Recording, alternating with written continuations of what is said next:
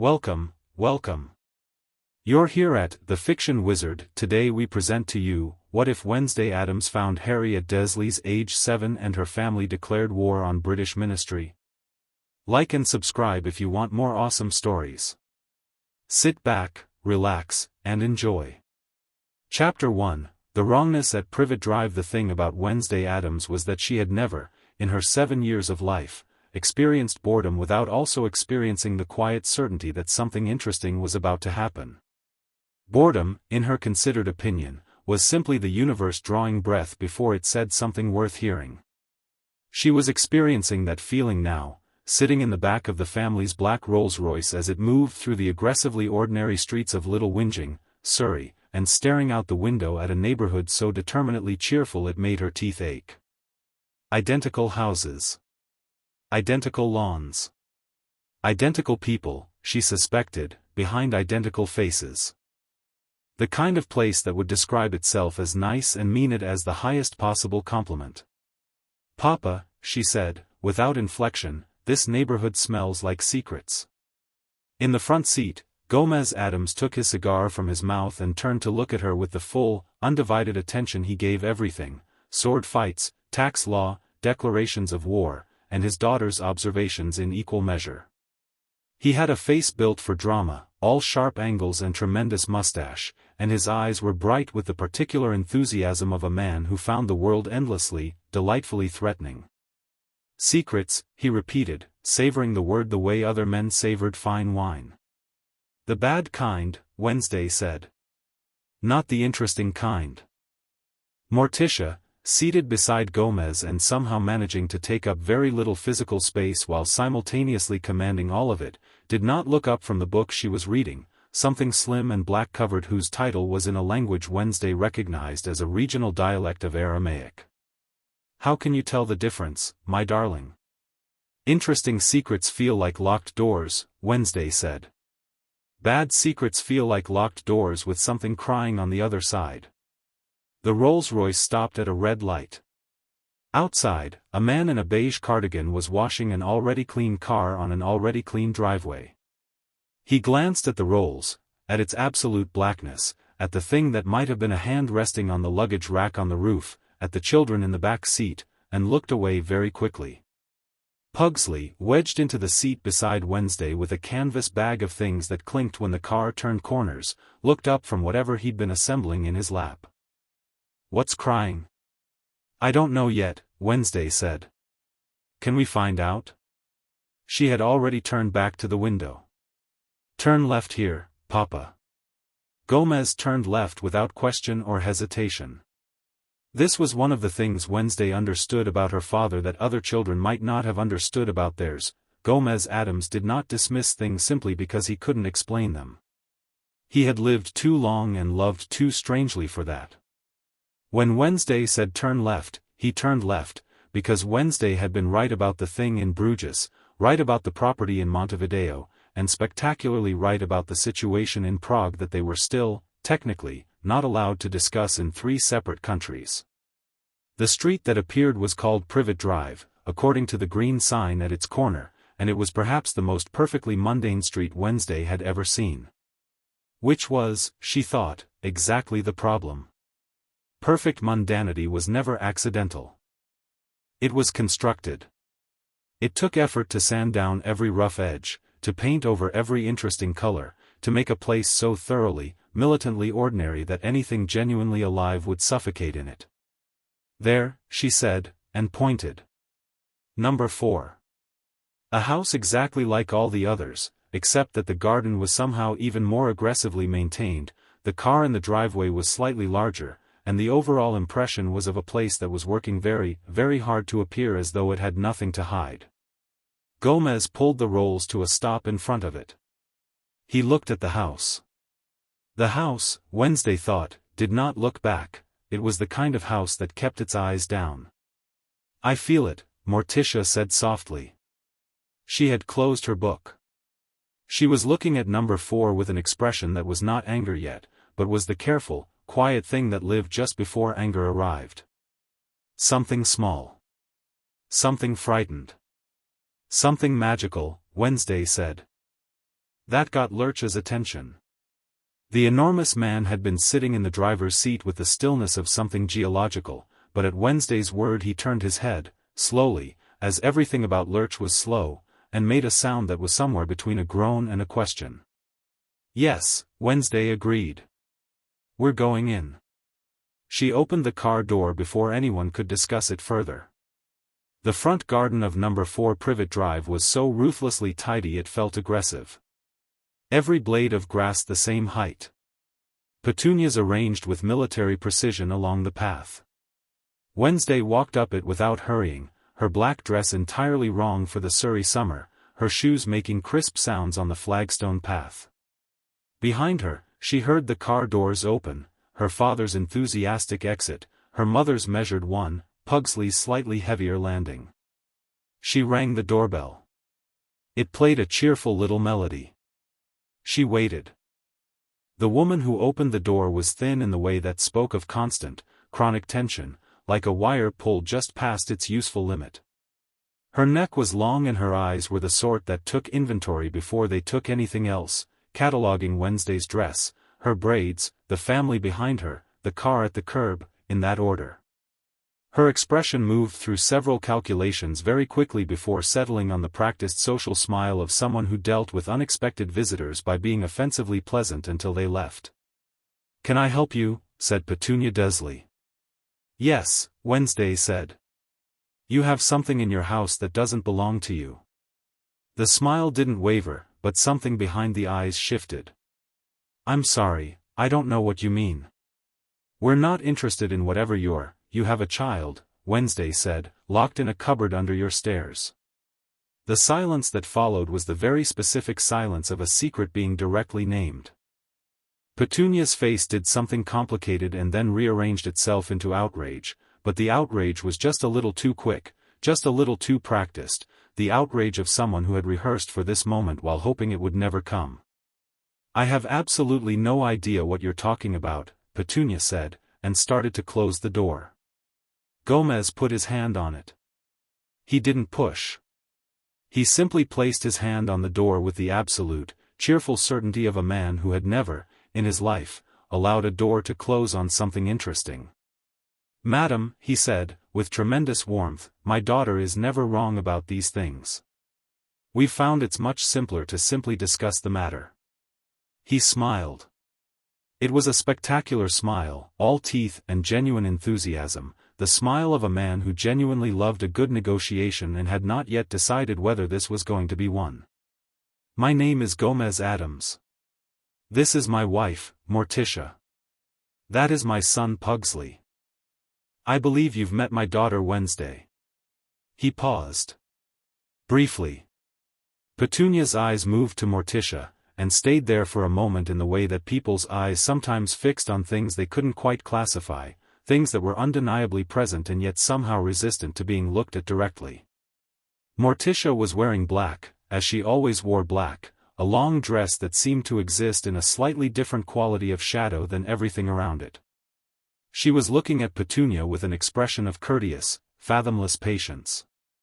"We will come inside," Morticia said, gently, "or we will continue this conversation on your doorstep where your neighbors can hear it. The choice is yours." It was not a threat. It was simply information, offered with impeccable manners. That, Wednesday had noticed, was frequently more effective than threats. Petunia let them in. The inside of number 4 Privet Drive was precisely what Wednesday had expected, a museum of normalcy. Framed photographs on the walls, all of a large blond boy at various ages, all of him and his parents and all of the pictures slightly too large and slightly too prominent. Perfectly coordinated furniture. A kitchen visible through a doorway that smelled of cooking and cleaning products in equal measure. No photographs of anyone else. Wednesday walked straight to the door beneath the stairs. It was a small door, painted the same cream as the wall, with a latch on the outside. The kind of door that could be a broom cupboard, or a coat cupboard, or, if you were the kind of person who needed to hide a child from the world, the kind of door that could be anything you wanted to call it. She put her hand on the latch. Behind her, she heard Vernon Dursley come in from some back room, heard him say, "What in the bloody hell," and heard her father begin, with great enthusiasm, the sort of conversation that generally resulted in signed documents or international incidents. She didn't turn around. She opened the door. The cupboard was small. It had a cot in it, not much of one, just a narrow, sagging thing with a thin blanket. There were some broken toys on a shelf above it, shoved to the back as though they'd been put out of sight rather than out of care. There was a small, bare light bulb above, currently off. And there was a boy. He was sitting on the cot with his knees drawn up to his chest, and he was very small, smaller than Wednesday would have expected for a 7-year-old, which she deduced he must approximately be from the proportion of him. He was wearing clothes that were very clearly not his own, a shirt large enough for someone twice his size, trousers cinched with a piece of rope. He had dark hair that went in every direction, and behind round glasses held together at the nose with tape, he had very green eyes. Those eyes looked at Wednesday from across a distance of about 4 feet, and they were the eyes of someone who had learned, very carefully, not to expect good things from unexpected events. She looked back at him without any of the expressions people usually made when they opened cupboard doors to find frightened children. She didn't look horrified or pitying or guilty. She looked at him the way she looked at everything, directly, with full attention, assessing. "Hello," she said. He blinked. Whatever he'd expected, it hadn't been that. "Hello," he said, carefully. "How long have you lived in this cupboard?" He thought about it, which she appreciated. "I don't remember living anywhere else," he said. "Do you know what you are?" Another blink. "Dudley says I'm a freak." "Dudley is wrong," Wednesday said, with the flat certainty of someone stating a mathematical fact. "You're magical. I can feel it from here. It's coming off you like heat." She tilted her head. "Someone put a lock on it. A deliberate one. It's making everything feel tight." The boy stared at her. I don't know what that means." "It means someone didn't want you to know what you were." She stepped fully into the doorway, which meant she was now technically inside the cupboard, which was barely large enough for both of them. "What's your name?" He hesitated, the hesitation of someone who'd been told their name was something to be cautious about, which told her a great deal. "Harry," he said. "Harry Potter." Something shifted. Not in the room, there was nothing magical happening, nothing dramatic. It was more that Wednesday Addams, who prided herself on never being surprised by anything, experienced something in the vicinity of recognition. She had heard that name. Not in the way most people her age might have heard it. She had no connection to the British magical world specifically, but her family had sources, and her family had history, and there had been, some years ago, a conversation between her parents about a child in England who had done something impossible and survived something unsurvivable, and whose name was being said in certain circles with a weight that made it both a symbol and a burden. She had been 4 at the time.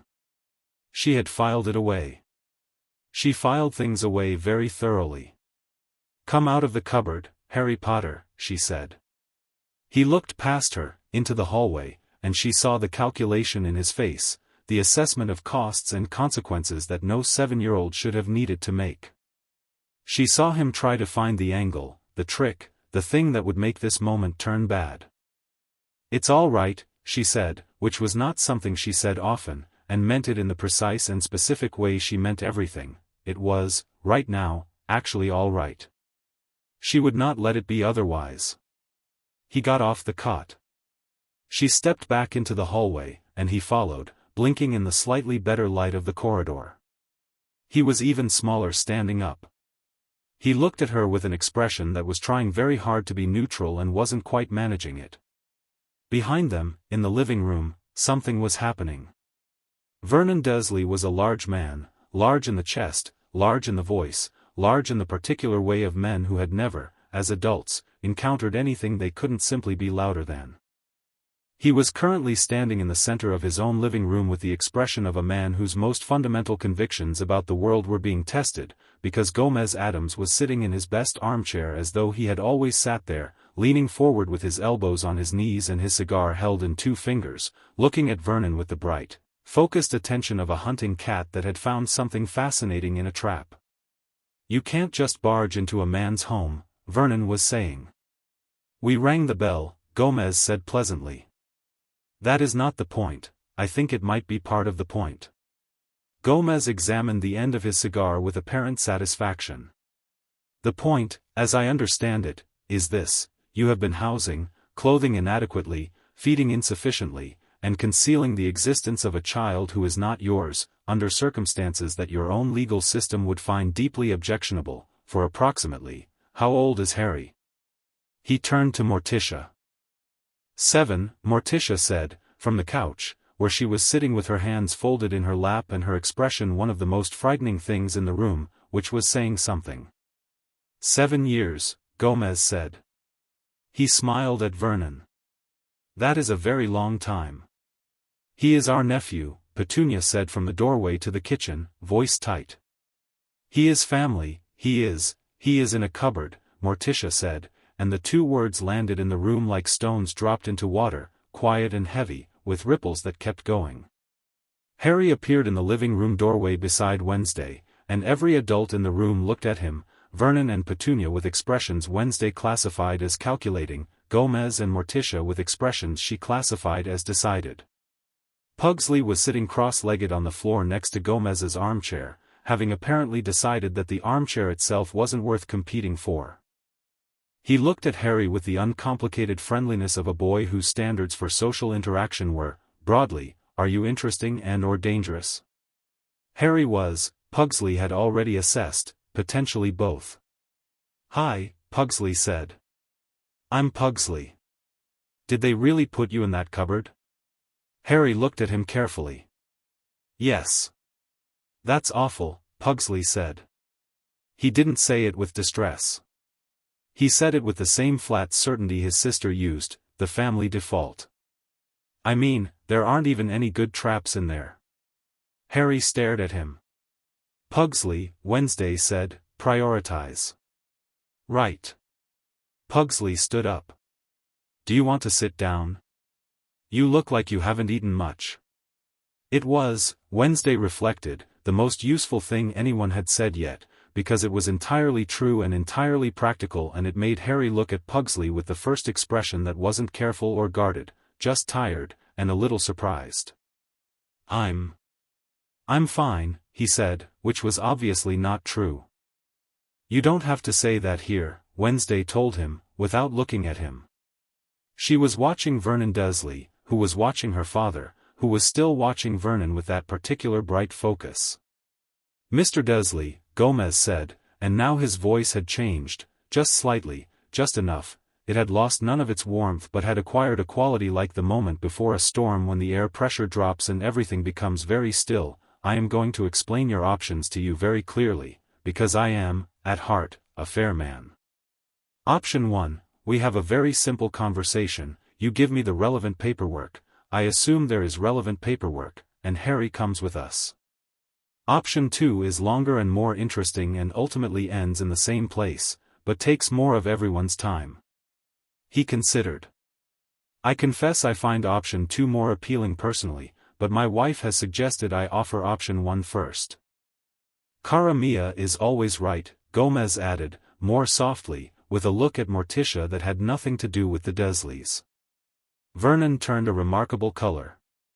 It was impressive in its range, starting from red, moving through purple, and threatening something beyond purple that didn't have a common name. "You have no right, you cannot just come into a man's home and take his nephew, we are his guardians, it's all legal, there are papers, there was a letter, Morticia said. Saying he was to be left with us, that we were to raise him, may I see this letter?" Morticia asked, in the tone of a woman who already knew the answer would be no and had already formed her opinion of what that meant. Vernon opened his mouth. Closed it. "I thought not," Morticia said. "I want to be very clear about something," Wednesday said. She had crossed the room and was standing beside her father's chair, and she said it without raising her voice or changing her inflection, looking at Vernon and Petunia with her dark, steady eyes. Harry is leaving this house today. The only question that remains is whether you make that simple or whether you make that complicated. I would recommend simple. My family finds complicated very entertaining. You will not. Vernon made the sound of a man whose authority was being dismantled in front of him and who couldn't identify the tools being used. Your children, I'm a child, Wednesday agreed. He is not someone you have to consider. She meant her father, and everyone in the room understood that. The next 20 minutes were not, in the end, particularly dramatic. They were the minutes of paperwork and practicality, because Gomez Addams was, whatever else he was, a man who believed in doing things properly. He produced, from somewhere in his jacket, a set of documents that he placed on the Dursleys' coffee table with the same care a surgeon might give to instruments. He explained, cheerfully and precisely, exactly what he was asking the Dursleys to sign, which was essentially an acknowledgement that Harry James Potter had been remanded to the voluntary care of one Gomez Addams and family, pending formal legal proceedings. He explained what would happen if they didn't sign, which involved lawyers, 6 of them, he said, in 4 countries, plus Cousinet's firm, which operates in a jurisdiction I've never been entirely clear on, and a level of scrutiny that neither the Dursleys nor, frankly, anyone in their social circle would enjoy. Petunia signed first. Wednesday had expected that. Petunia wanted the problem gone. She had always wanted the problem gone, she had just needed someone to give her permission to make it disappear in a direction other than her own conscience. Vernon signed second, still purple, still shaking, because Gomez was sitting in his chair smiling at him and the smile had never once wavered and Vernon was, Wednesday noted, a man who could only manage sustained opposition when he felt larger than what he was opposing. He did not feel larger than Gomez Addams. Nobody did. It wasn't even a matter of physical size, it was something else, something that lived in how Gomez occupied a room, in the absolute absence of uncertainty in everything he did. Harry had watched all of this from the living room doorway with an expression Wednesday couldn't fully read, which she found interesting. Most people were readable to her. Harry Potter was readable in pieces, she could see the caution and the hunger and the exhaustion, but there was something underneath all of that she hadn't categorized yet. Something that was waiting. Do you have things? Gomez asked him, when the papers were signed and put away and Lurch had appeared in the front doorway like an eclipse and the Dursleys had retreated to the farthest corner of their own living room. Personal belongings? Harry thought about it. My school things, he said. Some books. They're in the cupboard. Lurch, Gomez said. Lurch went and got them. It took approximately 45 seconds. He came back with a small, battered backpack and a plastic bag and set them down in front of Harry with the gentleness he applied to everything small and breakable.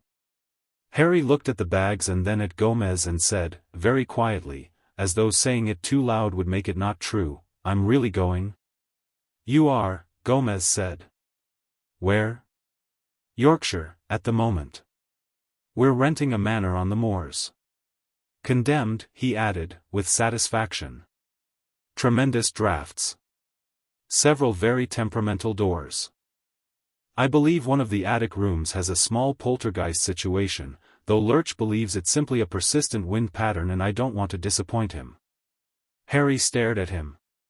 You'll like it, Pugsley said, from behind Harry. There's a dungeon. Well, there's a basement that we're calling a dungeon. It has potential.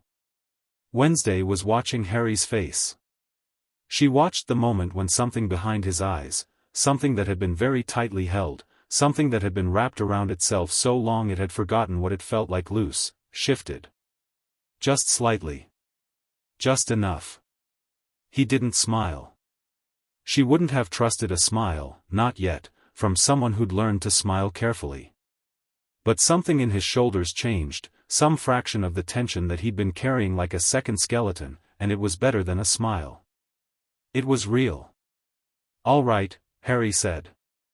They walked out the front door of number 4 Privet Drive on a Wednesday afternoon in mid-July.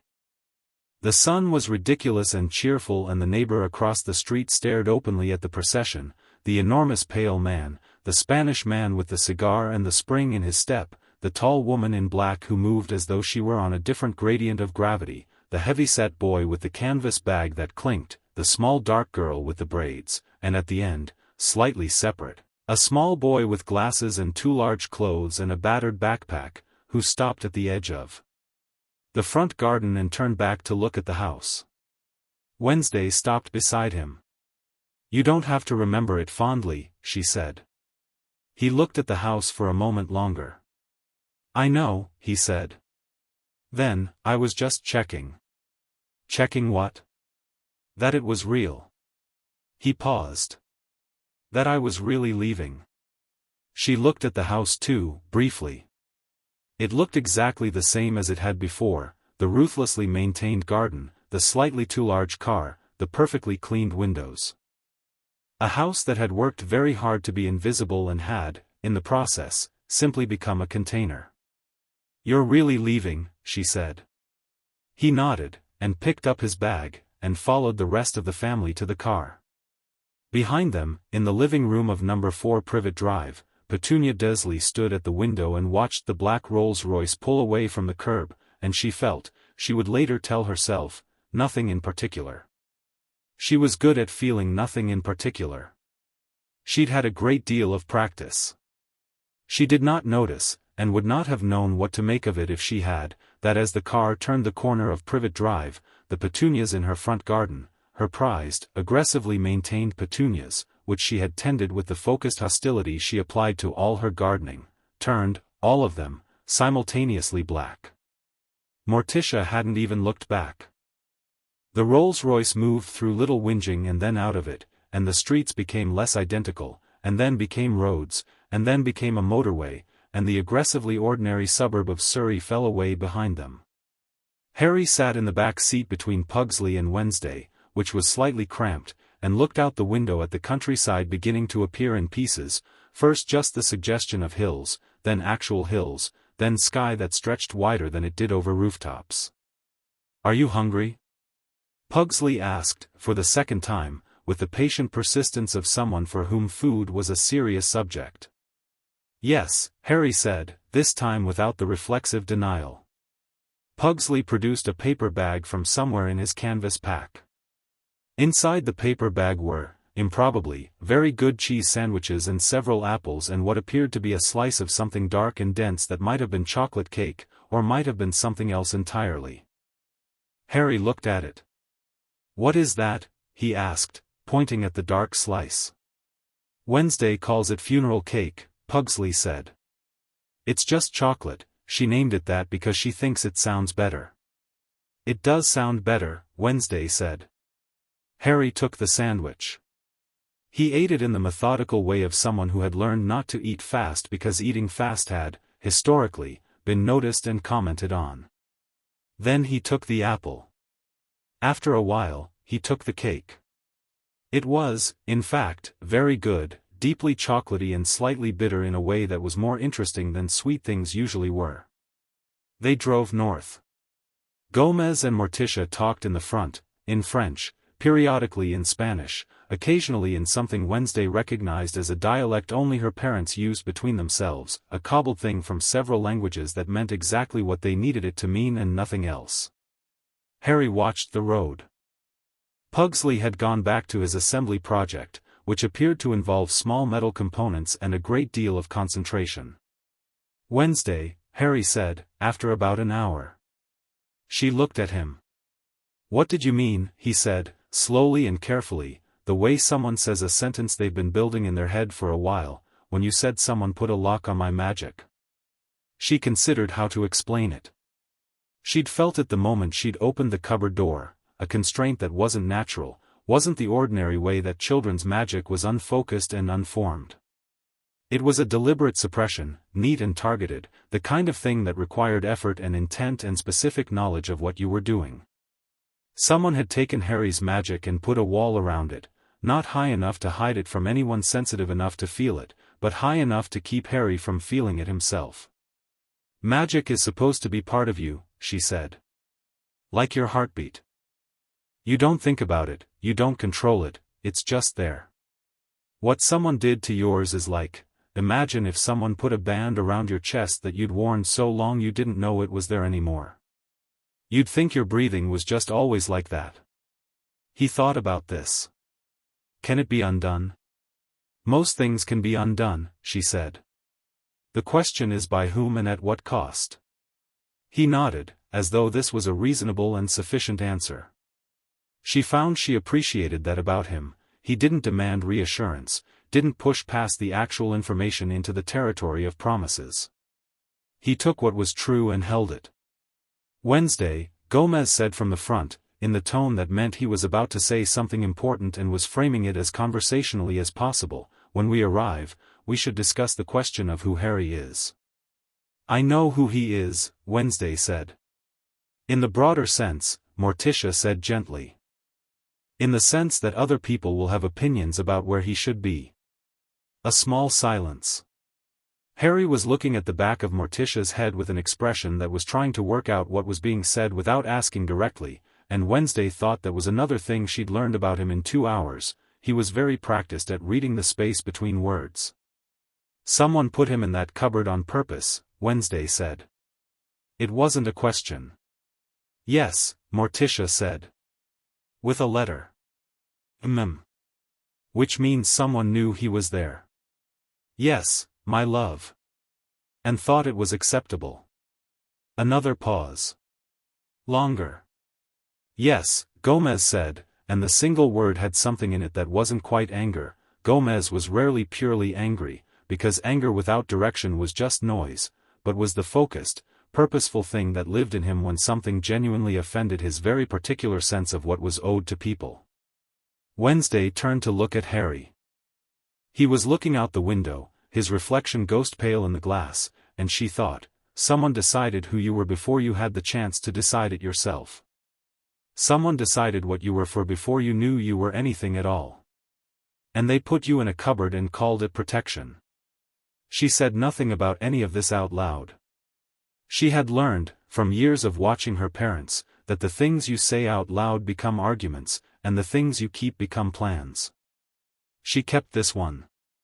The countryside had properly arrived by now, Real Hills, proper ones, rising in the middle distance with the particular ancient stubbornness of northern English geography, like the land had decided at some point that it was done moving and that was final. The sky was bigger up here. The light was different. There was less of the Surrey insistence on cheerfulness and more of the kind of landscape that had simply never bothered to be anything but itself. Harry pressed his hand briefly against the window glass, then pulled it back. Have you ever been to Yorkshire before? Wednesday asked him. I've never been anywhere, he said. You'll like the moors, she said. They're honest. He looked at her. What does that mean? It means they're exactly what they look like. Nobody's trying to make them nice.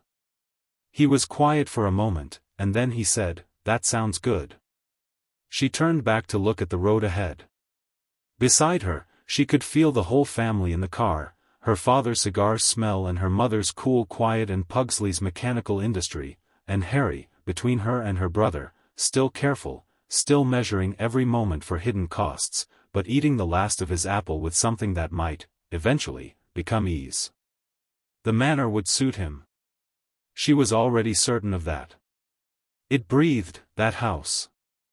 It was the kind of place that knew what people were, not what they said, not what they performed, but what they actually were underneath it, and either welcomed them or rejected them accordingly. It had welcomed the Addamses without hesitation. She suspected it would know exactly what Harry Potter was. She suspected it would open every door in the place for him. North of them, across 2 counties and a swath of moorland, in a condemned manor on a Yorkshire hill, a candle in the east tower lit itself. No one was in that room. No one had been in that room for weeks. The flame burned steady and clear in the dusty dark and did not go out. The Rolls-Royce kept moving north. Behind them, in the world they were leaving, a series of magical monitoring instruments in a well-known office in Scotland were recording, with increasing urgency, several anomalies. The first, Harry Potter's location signal had moved. The second, the suppression ward placed on his magic was showing signs of instability. The third, and most interesting, it had registered, in the vicinity of number 4 Privet Drive, a magical signature that belonged to no known classification in the Ministry's files. It felt old. It felt certain. It felt like something that had been here long before the Ministry, and would be here long after. In his office at Hogwarts, a very old man with a very long beard looked at his instruments and was still for a long moment. Then he reached for a specific quill and a specific piece of parchment and wrote a very careful letter, and sent it with a bird that was not an owl. The game, Albus Dumbledore thought, had changed without him. He did not yet understand by how much. Chapter 2, The House That Breathes. Moorland at dusk looked like the world was deciding whether to continue. That was the first thought Harry had when the Rolls-Royce crested the last hill before the manor and the moors opened up on either side of the narrow road, vast, purple-brown, stretching in every direction with the indifferent confidence of something that had been there before anyone needed it to mean anything and would be there long after. The sky above was doing several things at once, still pale gold at the horizon, deep blue overhead, with clouds moving in from the west that had the look of weather being serious about itself. The manor was at the end of a track that branched off the road without any announcement, no sign, no gate, just a gap in the stone wall and 2 ruts in the heather that suggested a vehicle had used this route before, possibly in the previous century. The Rolls took it without complaint, and they descended a shallow slope and then rounded a fold in the hill and the house appeared. Harry's first thought was that it was alive. Not literally, he would revise that assessment, but it had the quality of something that breathed. It was old, very old, built in grey stone that had gone dark with weathering, 4 stories with a 5th that might be a tower or might be something the house had grown independently. Windows that weren't quite the same size as each other, set at intervals that suggested the builder had prioritized something other than symmetry. Ivy on the east face so thick it looked structural. A roof that dipped and rose in 3 different places, either from age or from deliberate intention, and was probably both. The front door was tall and dark, and when the headlights of the Rolls caught it, Harry saw it was carved, not decorative carving, not flourishes, but a continuous image that covered the entire surface of the door, a scene of something he couldn't quite read at this distance. Ravensmoor, Gomez announced, from the front, with the satisfaction of a man naming a great love. 15th century, though the foundation is older. Built by a family called Vane, who were, from all accounts, extremely interesting people. Condemned by the local council in 1987 due to, he paused to consult what appeared to be a folded letter in his breast pocket, structural instability and persistent unexplained phenomena. We thought it sounded perfect. Lurch had to reinforce the front stairs, Pugsley said to Harry, helpfully. 3 of them had things living in them. What kind of things? Harry asked. We haven't decided yet. The car stopped in front of the door. They got out into air that was genuinely cold for July, not Surrey cold, not suburban garden cold, but more cold, with teeth, and a smell like peat and rain and distance. Harry breathed it in and felt something in his chest loosen slightly, the way a knot shifts when you press the right place. Lurch opened the front door. It did not creak, it made a much more interesting sound, a low resonance like a large instrument played very quietly, which Harry felt more than heard, in the pit of his chest. He looked at the carving as he crossed the threshold and got close enough to make out the image. It was people, hundreds of them, tiny and detailed, all moving in the same direction across a landscape that spanned the full width of the door. They were moving toward something at the door's center, at the point where the 2 halves met, but the doors were closed and he couldn't see what they were moving toward. What are they going toward? He asked. Wednesday, beside him, glanced at the door. The house, she said. They always come to the house. Inside was dark until it wasn't. Candles lit themselves, not all at once but sequentially, as they moved through the entrance hall, like the house was paying attention to where they were going. The hall was stone-floored and high-ceilinged and had exactly the kind of atmosphere that number 4 Privet Drive had never managed and wouldn't have wanted. It felt genuinely inhabited, not by the current tenants alone but by everyone who had ever lived here, all of them still present in some imprecise way in the weight of the air and the particular smell of old wood and wax and stone. A staircase curved up from the hall center, dark wood banister polished by a century of hands. Portraits lined the wall, though these weren't the polite kind, these were people who stared back with opinions. Harry noticed one of an elderly woman who appeared to be watching him with active suspicion, and one of a young man who had fallen asleep in his frame, his head against the portrait's edge, and one of what appeared to be an enormous black dog who was not, he was almost certain, simply a pet. "Does that dog move?" he asked. Wednesday looked. "He walked to the other end of his frame this morning," she said. "He seems to be testing the boundaries." "The portraits move here?" "This house has a great deal of residual magic," she said, in the tone of an explanation rather than a wonder, which made Harry feel oddly calm about it. "Old houses accumulate it. The way old people accumulate opinions." "I can show you your room," Pugsley offered. He was already halfway up the stairs, the canvas bag over his shoulder, apparently entirely at home in a way that suggested the Addams family reached this level of comfort in new places very quickly, or that they moved so often that home was something they carried with them rather than found. "It's on the second floor." "I wanted the one next to it, but Wednesday said the one with the window facing the moors was better for me because I need more natural light for the experiments." "I said you needed the one with the stronger floor," Wednesday corrected from behind them. "The weight considerations." "Same result," Pugsley said cheerfully. Harry followed Pugsley up the stairs, and Wednesday followed Harry, and the house continued lighting itself as they went. His room was at the end of a corridor on the second floor, behind a door that stuck slightly and then opened all at once, as though it had been waiting and then decided to commit. Inside was a room with a high ceiling and a window that looked exactly where Wednesday had said it would, out over the moor, which in the last of the dusk light was a vast dark shape against a sky that was now doing something genuinely dramatic with clouds and the last orange light at its edge. The bed was real. Large, with actual pillows, with a frame that looked older than anyone currently alive. There was a wardrobe and a writing desk and a chair by the window and a fireplace that had, while Harry watched, produced a small fire without anyone lighting it. "Does that happen a lot?" Harry asked. He meant the fire, but he might have meant all of it. "Yes," Wednesday said from the doorway. She was leaning against the frame with her arms crossed, watching him look at the room. "The house does things when it likes someone." "How do you know it likes me?" "Because it hasn't done anything to you yet." She paused. "When it doesn't like someone it opens the wrong doors and makes the corridors longer." Harry put his backpack down on the bed and looked around the room. The fire crackled. The window showed him the darkening moor and a single star that had arrived early, burning low and clear above the horizon. The bed was real and large and had actual pillows and was not a cupboard. He sat down on it. He put both his hands flat on the quilt. He pressed down slightly, feeling the give of it, the realness of it, the fact of it. Wednesday was still in the doorway, watching him. "Thank you," he said. He didn't know if he was saying it to her or to the house. "We didn't do it as a favor," she said. "We did it because it was right." She considered. "But you're welcome anyway." She left him to it.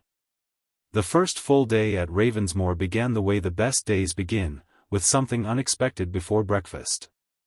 Harry woke early enough that the moor outside his window was still in the blue-gray stage before the sun committed to the day. He lay in the bed for several minutes, which was a luxury he wasn't used to, and looked at the ceiling and had the peculiar disoriented feeling of not knowing, for a moment, where he was. Then the fireplace crackled and the smell of old stone and wood confirmed it, and the disorientation resolved into something sharper. He was somewhere new. He was, improbably and without having planned it, somewhere new. He got up and went to the window. The moor was extraordinary in this light, vast and quietly alive, heather dark, a line of clouds moving in from the west still purple and slow. A bird was doing something complicated and confident in the middle sky, the kind of bird that knew exactly where it was going. "You're up early." He turned. Wednesday was in the doorway again. Had she slept at all? She looked as though sleep was an activity she found tolerable rather than necessary, in the same black dress or one exactly like it, holding 2 cups. She walked in and put 1 cup on the writing desk. "Tea," she said. "I made it strong. Lurch makes it weak because he says strong tea is discourteous, which means he doesn't drink it himself and has formed an incorrect opinion of what other people prefer." Harry took the cup. The tea was, in fact, extremely strong, with a quality that was almost aggressive, and it was perfect. He looked at Wednesday, who had gone to stand at the window and was looking at the moor with the same focused attention she seemed to apply to all things. "Do you ever just stare at something because it's beautiful?" he asked, surprising himself. He hadn't meant to say it. "I stare at things that interest me," she said. "Interest and beauty aren't always different." She glanced at him. "The moor is interesting because it's very old and completely indifferent. It doesn't care what you think about it. Is that why you like it?" She considered this with apparent seriousness. "I think I like things that don't need to be liked," she said. Harry drank his tea and thought about that, and outside the moor continued being indifferent, and it was, he thought, actually quite nice. Breakfast happened in the kitchen, which was vast and stone-floored and should have been cold but wasn't, the house again, maintaining its own comfortable temperatures with no visible apparatus. Lurch had made something that involved eggs and dark bread and tomatoes done in a way Harry had never encountered, roasted with herbs and something else he couldn't identify that made them taste almost medicinal in the best way. Gomez was already at the table with papers spread in front of him, reading with great attention and making notes in what appeared to be red ink, occasionally tearing things out and setting them in a separate pile with the specific satisfaction of someone preparing for an argument they're going to enjoy. Morticia was at the end of the table with her own cup of something that steamed black and didn't appear to be tea, reading a letter that had arrived, apparently, attached to a crow rather than an owl. The crow was still on the windowsill, looking imperial.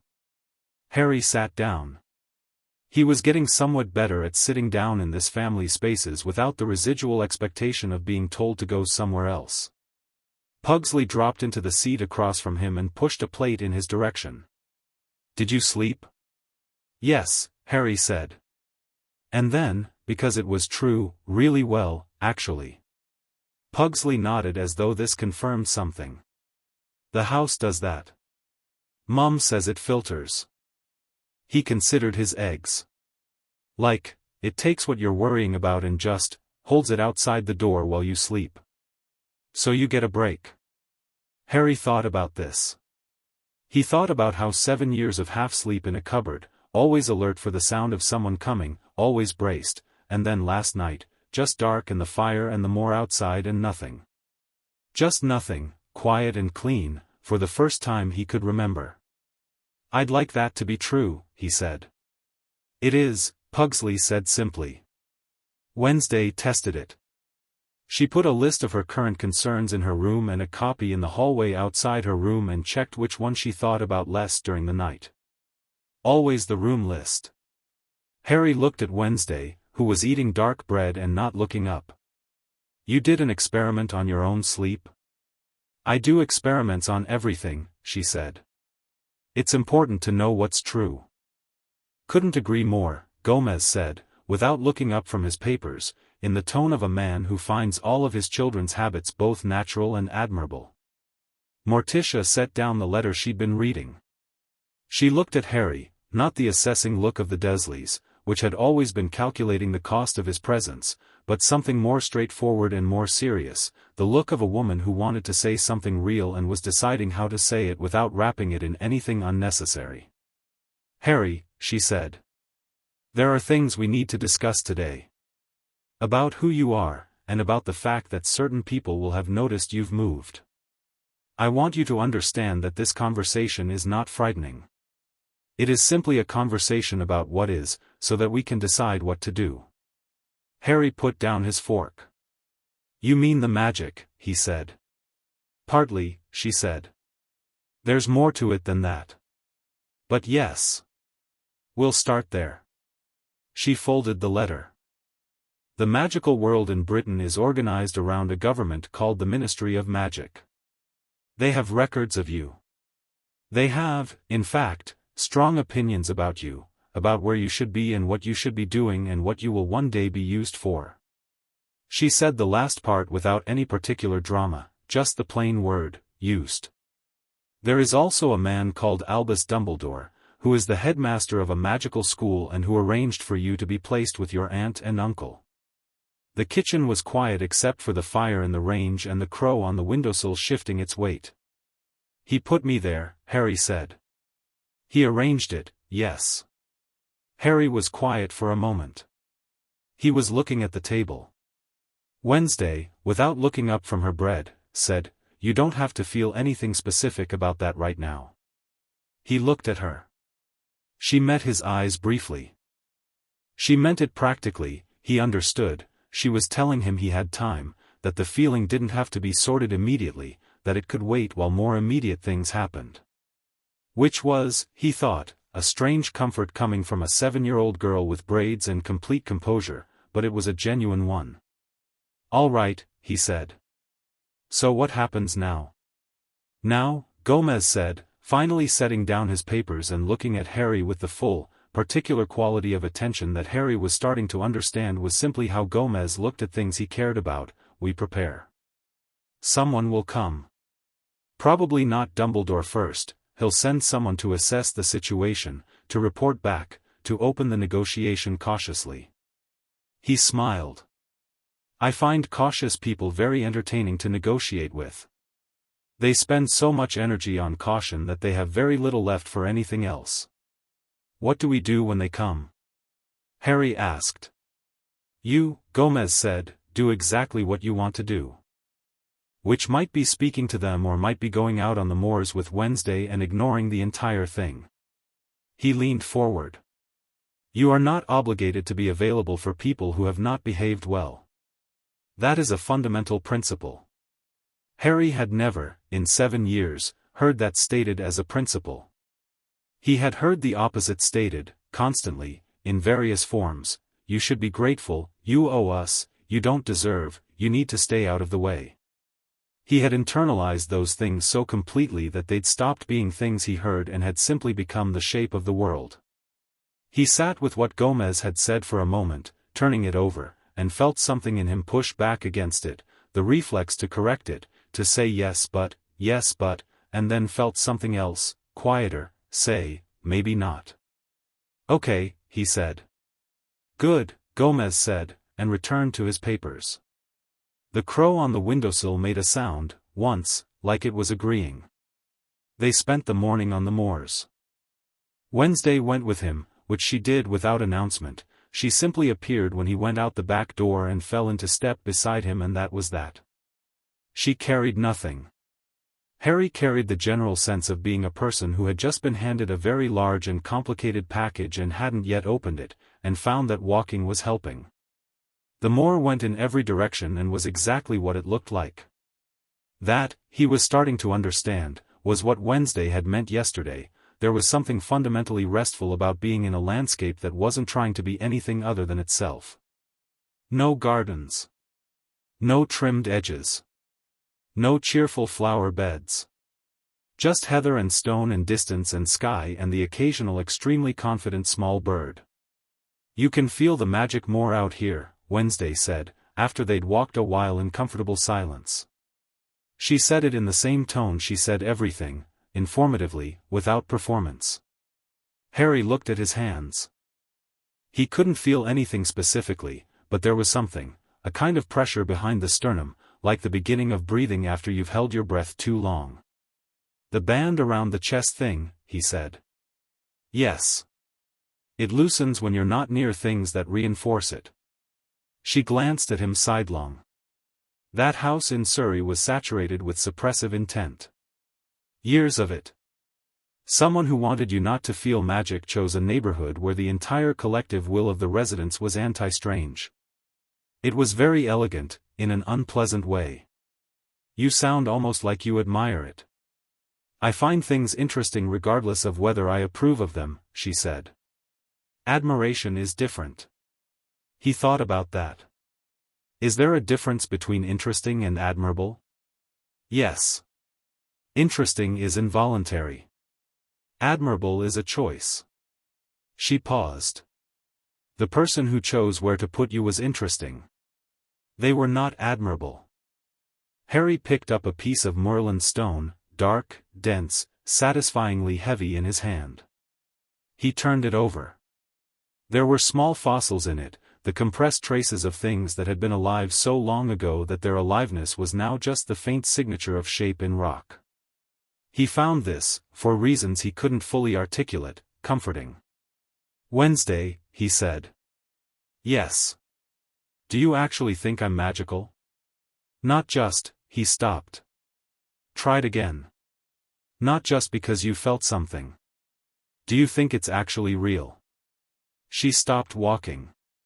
She turned to face him with the directness she applied to everything. Yes, she said. It's real. I felt it the way you feel heat, not as an idea, as an actual sensation. You have more of it than most people, actually. A great deal more. She paused. What your family did to make you doubt it was very thorough and very wrong. He looked at the fossil rock in his hand. They never called it magic, he said. They called it abnormality. Words are a way of controlling what things are allowed to be, Wednesday said. When you name something wrong, you make the person carrying it carry the wrong name too. He looked up at her.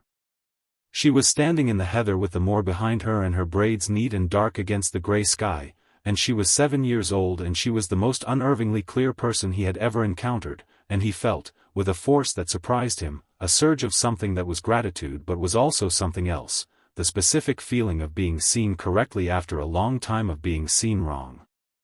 He put the fossil rock in his pocket. Right, he said. Let's keep walking. They got back to the house at midday to find that the visitor had arrived early. Harry knew it before he even got through the back door. The quality of the air inside the house had changed, had become the charged, attentive thing that happens when a space is making an assessment. The candles in the hall were burning slightly differently, more slowly, as if the house was listening. Voices from the front sitting room, Gomez's, familiar and warmly expansive, and another one, lower, with an edge to it like a whetted knife. Wednesday went in without hesitation. Harry followed her, because following Wednesday had, in the last 18 hours, proven to be the correct decision in every circumstance. The sitting room was a room that had clearly been magnificent once and was currently magnificent in a more complicated way. The wallpaper was dark green and slightly peeling at the corners and there were portraits on every wall and a fireplace tall enough to stand in and a collection of items on the mantelpiece that included things Harry didn't have names for. Gomez was in the larger of the two armchairs, his papers from breakfast now stacked beside him. Morticia was on the settee, which she occupied with the composure of a throne. In the other chair, the smaller, less comfortable one, which Harry suspected the house had arranged deliberately, was a man. He was not a comfortable-looking man. He was thin, with black hair that hung around his face and dark eyes that were doing several things at once, cataloguing the room, assessing the exits, measuring everyone in it with the practiced efficiency of someone who did this reflexively and had never decided to stop. He wore plain dark clothes and he held a cup of tea that he had clearly not chosen to accept but had been given anyway and hadn't known how to decline gracefully. He looked at Wednesday and Harry coming through the doorway and something moved across his face, a complex series of things too fast to catch individually, but the net result of which was that he had recognized Harry Potter and was doing a very great deal of internal reorganization very quickly. "Ah," said Gomez, with delight. "Wednesday, Harry, this is Professor Severus Snape. He's come from Hogwarts School." Snape looked at Harry. Harry looked at Snape. "You look like your father," Snape said. It was not a compliment, exactly. It was not precisely an insult. It was a statement that was carrying a great many things in its luggage and had decided to travel under a false name. "I wouldn't know," Harry said. "I've never seen my father." A pause. Snape's eyes moved to him with a sharpness that Harry met without looking away, which seemed to mildly disconcert the man. Wednesday had moved to sit on the arm of the settee beside her mother, which was where she preferred to observe from, elevated slightly, positioned where she could see everyone's face. She looked at Snape with the absolute unblinking attention that she gave to anything she had decided was interesting. Snape noticed. He looked back at her. She didn't blink. "You're the one who found him," Snape said. "Yes," Wednesday said. "And how exactly did you find him?" "The location of Harry Potter was classified under the highest possible ministry restriction." "I didn't look for a classified location," Wednesday said. "I listened for something crying. A beat." "He wasn't crying," Snape said, slightly thrown. "I didn't mean literally," Wednesday said. Snape's jaw moved slightly, the microscopic adjustment of a man revising what he'd thought he was dealing with. He looked at Harry again, then back at the room, then seemed to reach a decision of some internal kind.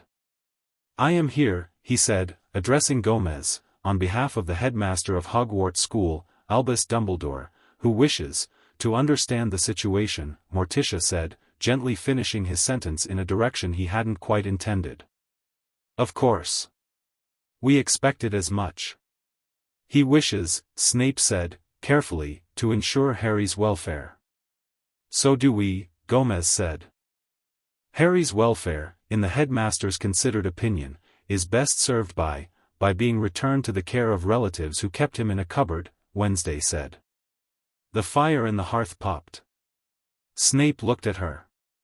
He was very still in the way that people are still when they are thinking fast underneath. "The arrangements for Harry's care were made with significant and specific reasons that are not, I know about the blood wards," Wednesday said. Another pause, longer. Snape's face did something involuntary, surprise, quickly managed, but genuinely there. He looked at Morticia. "How does she?" "Wednesday researches things thoroughly," Morticia said, as though this were the most natural sentence in the world. "The blood wards require him to live with Petunia Dursley to maintain their protection," Wednesday said, in a tone that was explaining something to someone who she was assuming could follow the logic. "He doesn't need to live in a cupboard for that. He needs to be in the house for a given period each year. The cupboard was not a requirement. The starvation was not a requirement. The clothes that don't fit and the broken glasses and the name they call him, none of that was a requirement of the wards." She looked at Snape with her steady, unblinking eyes. Someone knew about those conditions. Someone monitored the location. The wards would have reported on his physical status if they were sophisticated enough to provide protection from a Dark Lord. Someone knew and did nothing. The room was very quiet. Snape's cup of tea was sitting untouched in his hand. He was looking at Wednesday Addams with an expression that was, Harry thought, the expression of a man encountering something he hadn't been briefed on. "You are 7 years old," Snape said. "Yes," Wednesday agreed.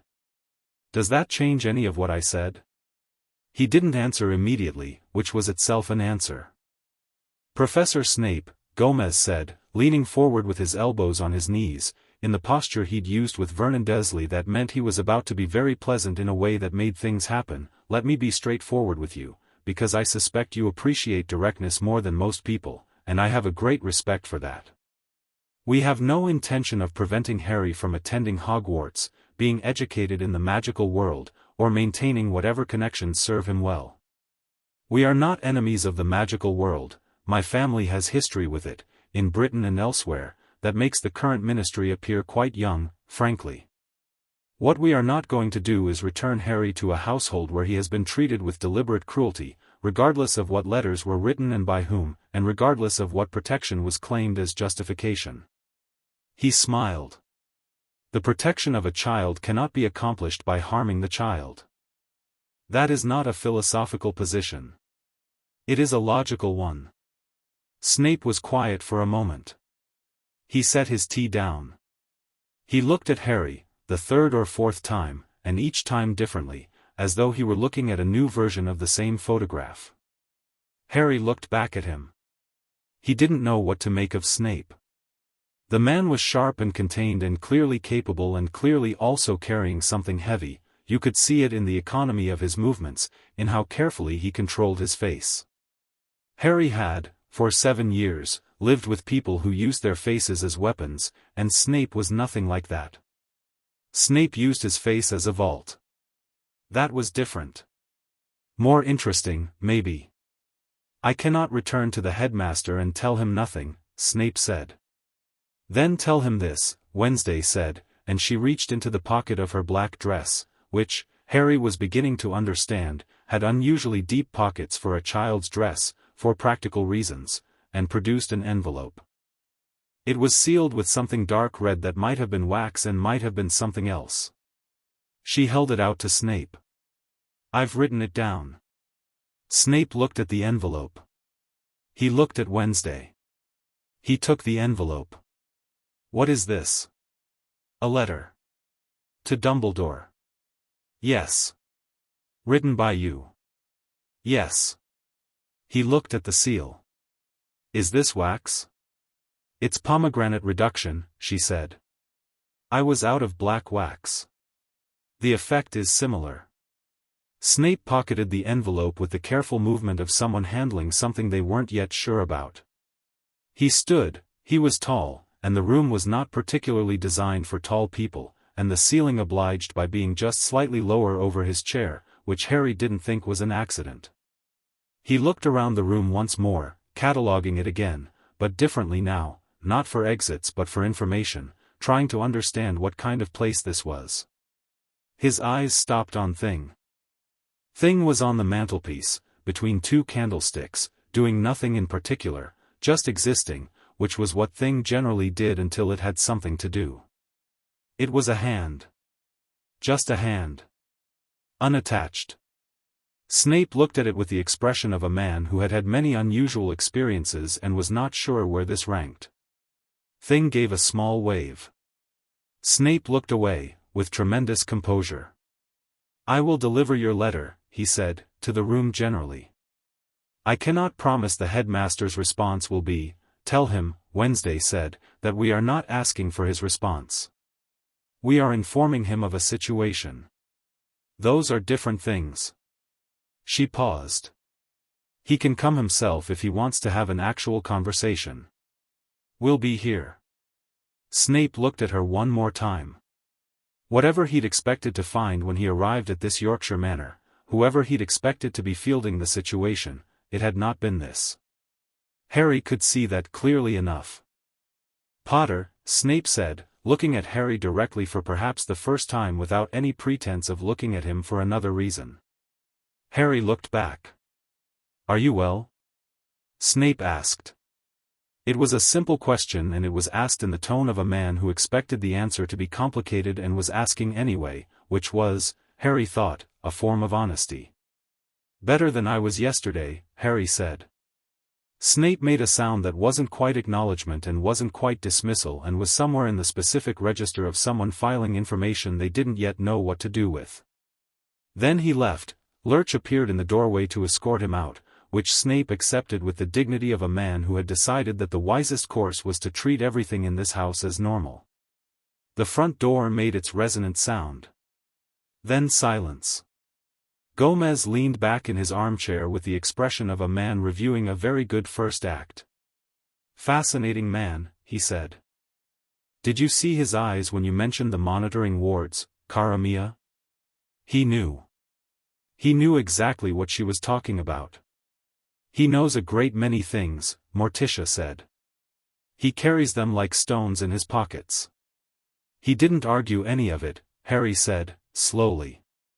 He was still standing in the doorway, turning the exchange over. I expected him to argue. He argued nothing because he could dispute nothing, Wednesday said, from the arm of the settee. She was looking at her hands, apparently checking something. He came to assess. He assessed. He'll go back and report. She looked up. What matters is what we put in the letter. Harry looked at her. What did you put in it? She looked at him with her flat, dark eyes, and there was something in them that wasn't quite a smile and wasn't quite satisfaction, but was a close relative of both. Everything Dumbledore did that he hoped nobody had noticed, she said. With references. Wednesday, Morticia said, with a fondness so deep it was almost architectural, the kind that was simply part of the structure of her. Wednesday looked at her mother. Well done, Morticia said. Wednesday looked back at her hands. I know, she said. That evening Gomez took Harry down to what Pugsley had correctly identified as the dungeon, or the basement, depending on your standards, and taught him how to fence. Not seriously. Not with any expectation of immediate competence. He just handed Harry a thin practice foil, demonstrated the first position with the tremendous physical confidence of a man who had been doing this since before Harry was born, and said, the point of fencing is not to hit the other person. Any person can hit another person. The point is to make the other person go where you want them to go. You control the space. They simply live in it. Harry stood in the first position, which was uncomfortable and felt wrong, and said, Is that true of everything? Most things, Gomez said. He demonstrated the advance, a small step, precise, transferring weight. Again. Harry copied it. Again. Harry copied it again. And again. And somewhere around the 15th repetition it stopped feeling wrong and started feeling like something his body was learning by doing rather than by being told, and that was different from anything that had ever been taught to him at school, where being taught something always felt like being handed a container for something you weren't sure you wanted. This felt like his.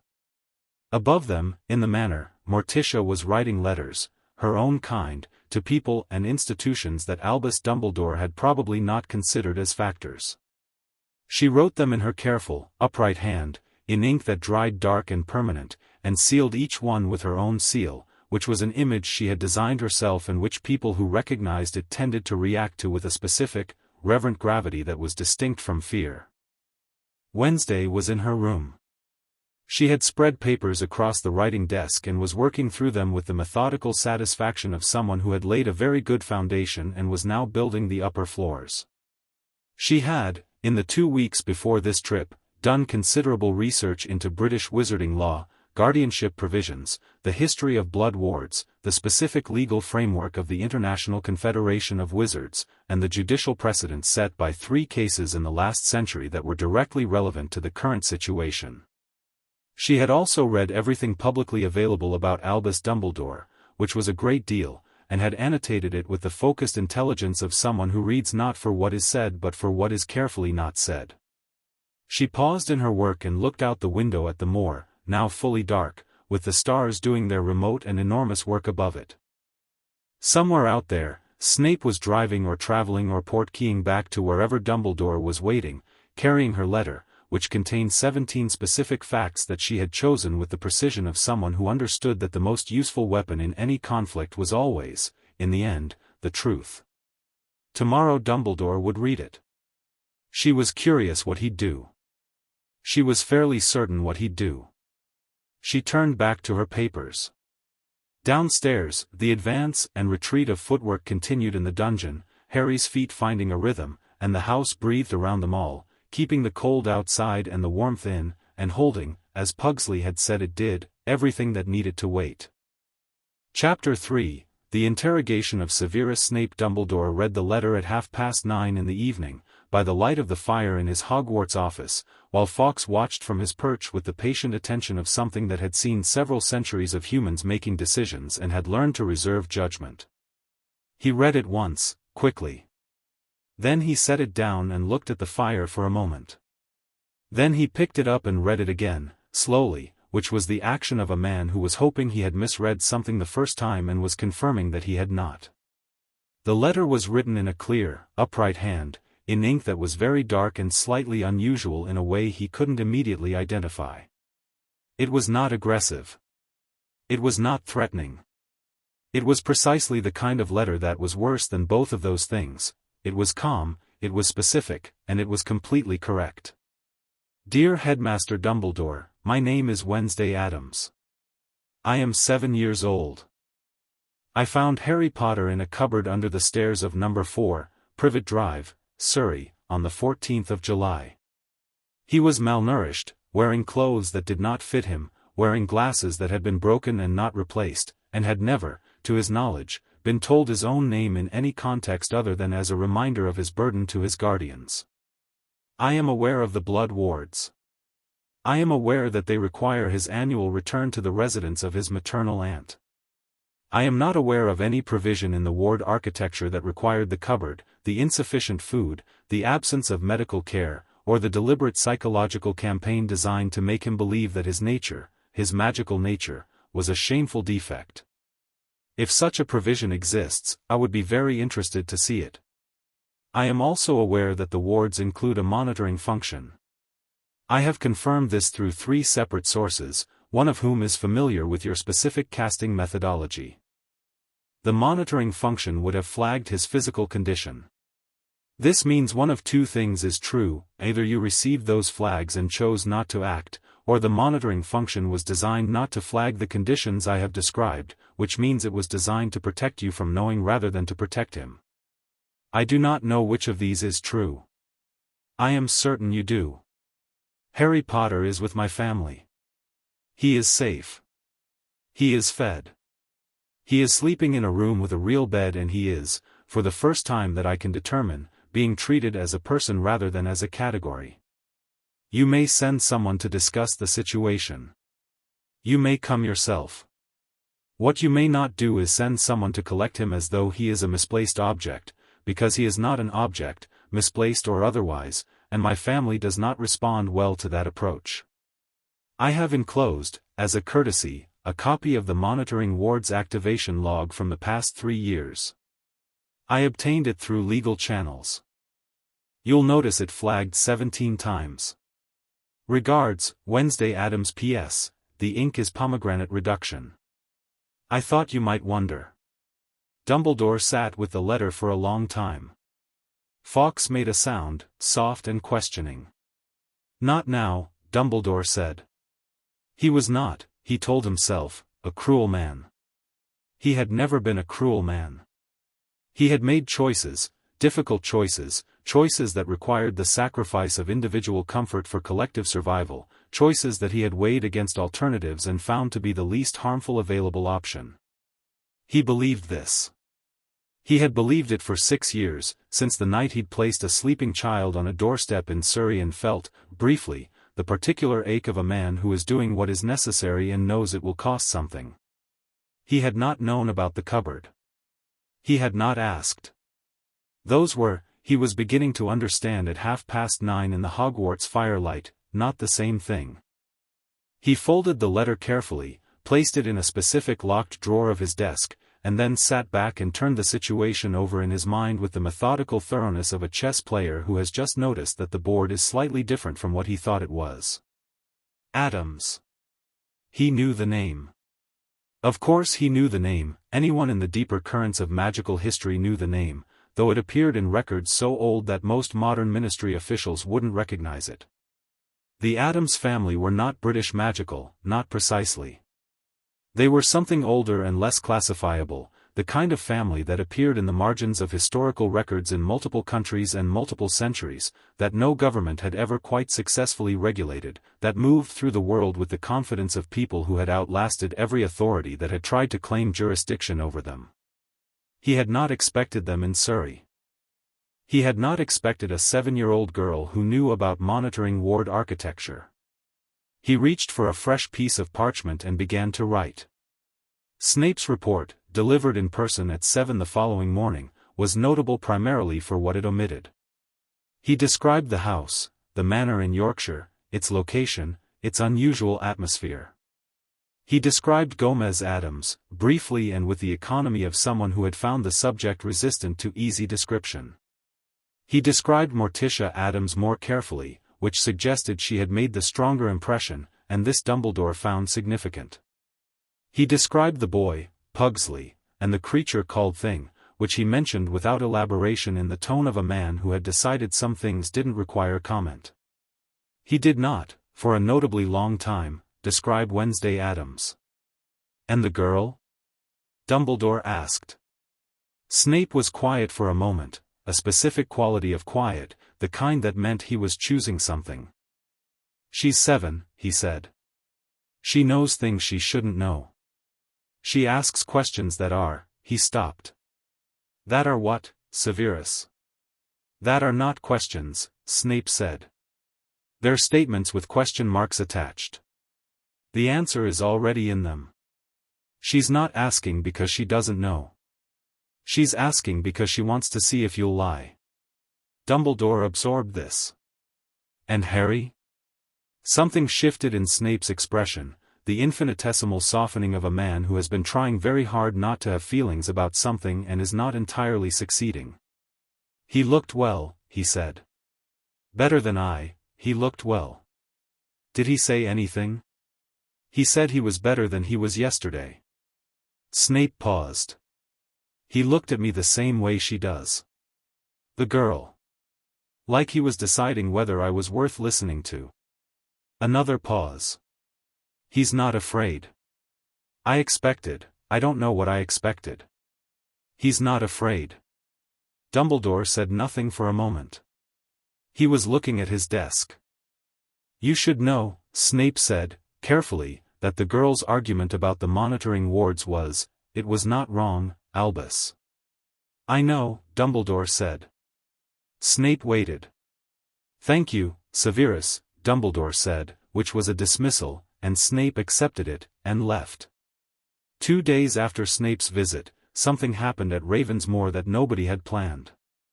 Harry had been in the habit, those first days at the manor, of getting up early and walking, not far, just out into the moor far enough that the house was a dark shape behind him and everything else was distance and sky. Wednesday came sometimes. Sometimes he went alone, which she allowed without comment, which he appreciated because it was the first time anyone had allowed him solitude as though it were a natural right rather than something to be suspicious of. He was out alone on the 4th morning, in the early grey before the sun decided what kind of day it was going to be, walking along the line of a stone wall that ran through the heather in a direction that suggested purpose, going toward something, somewhere, when he felt it. It wasn't frightening, exactly. It was sudden. It was the feeling of the pressure behind his sternum, the one that had been loosening gradually since they'd arrived, suddenly and completely releasing, like the band Wednesday had described breaking all at once, and in its wake a sensation that flooded him from the center outward, warm and enormous and unmistakably his. He stopped walking. The heather around him, a broad stretch of it, knee-high, dark purple in this light, shivered. Not from wind. There was no wind.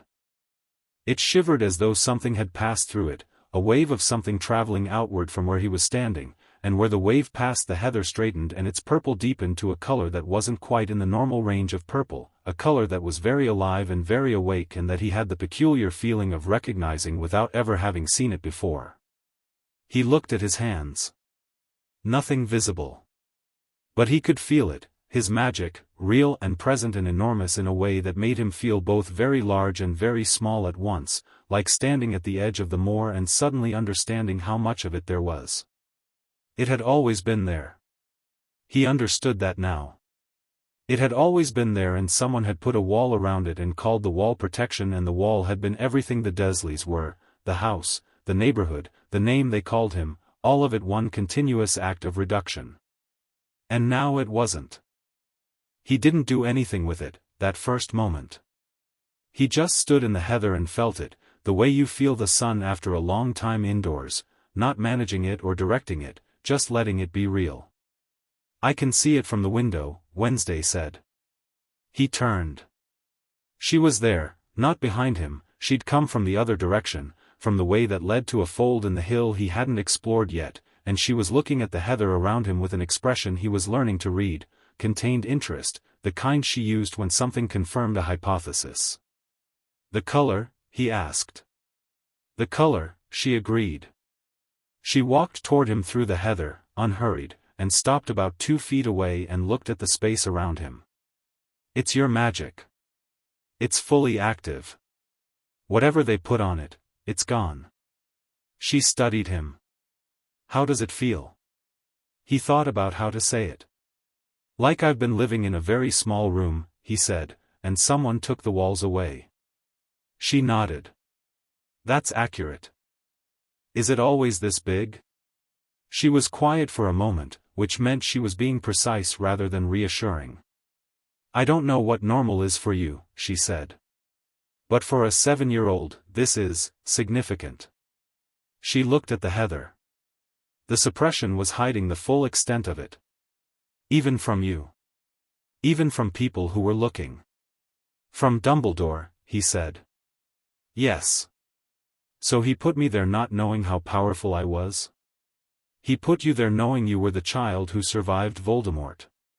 He suppressed your access to your own power and then placed you somewhere the suppression would be maintained. She looked at him levelly. Whether he understood the full extent of what he was containing doesn't change what he did. Harry looked at the heather, at the color, slowly returning to its ordinary purple, the wave having traveled as far as it was going to go, about 50 feet in every direction from where he stood. He felt the magic settle in him, not going away, not going back behind a wall, just settling, finding its level, the way water finds its level when you remove what was blocking it. I'm not angry, he said, slowly, testing it. I thought I would be. I thought when I understood it properly I'd be. Angry is available, she said.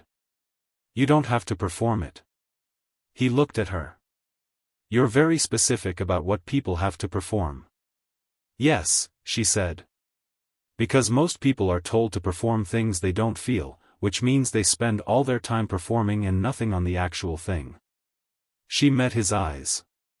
You're allowed to feel whatever is actually there. Including nothing, if nothing is there.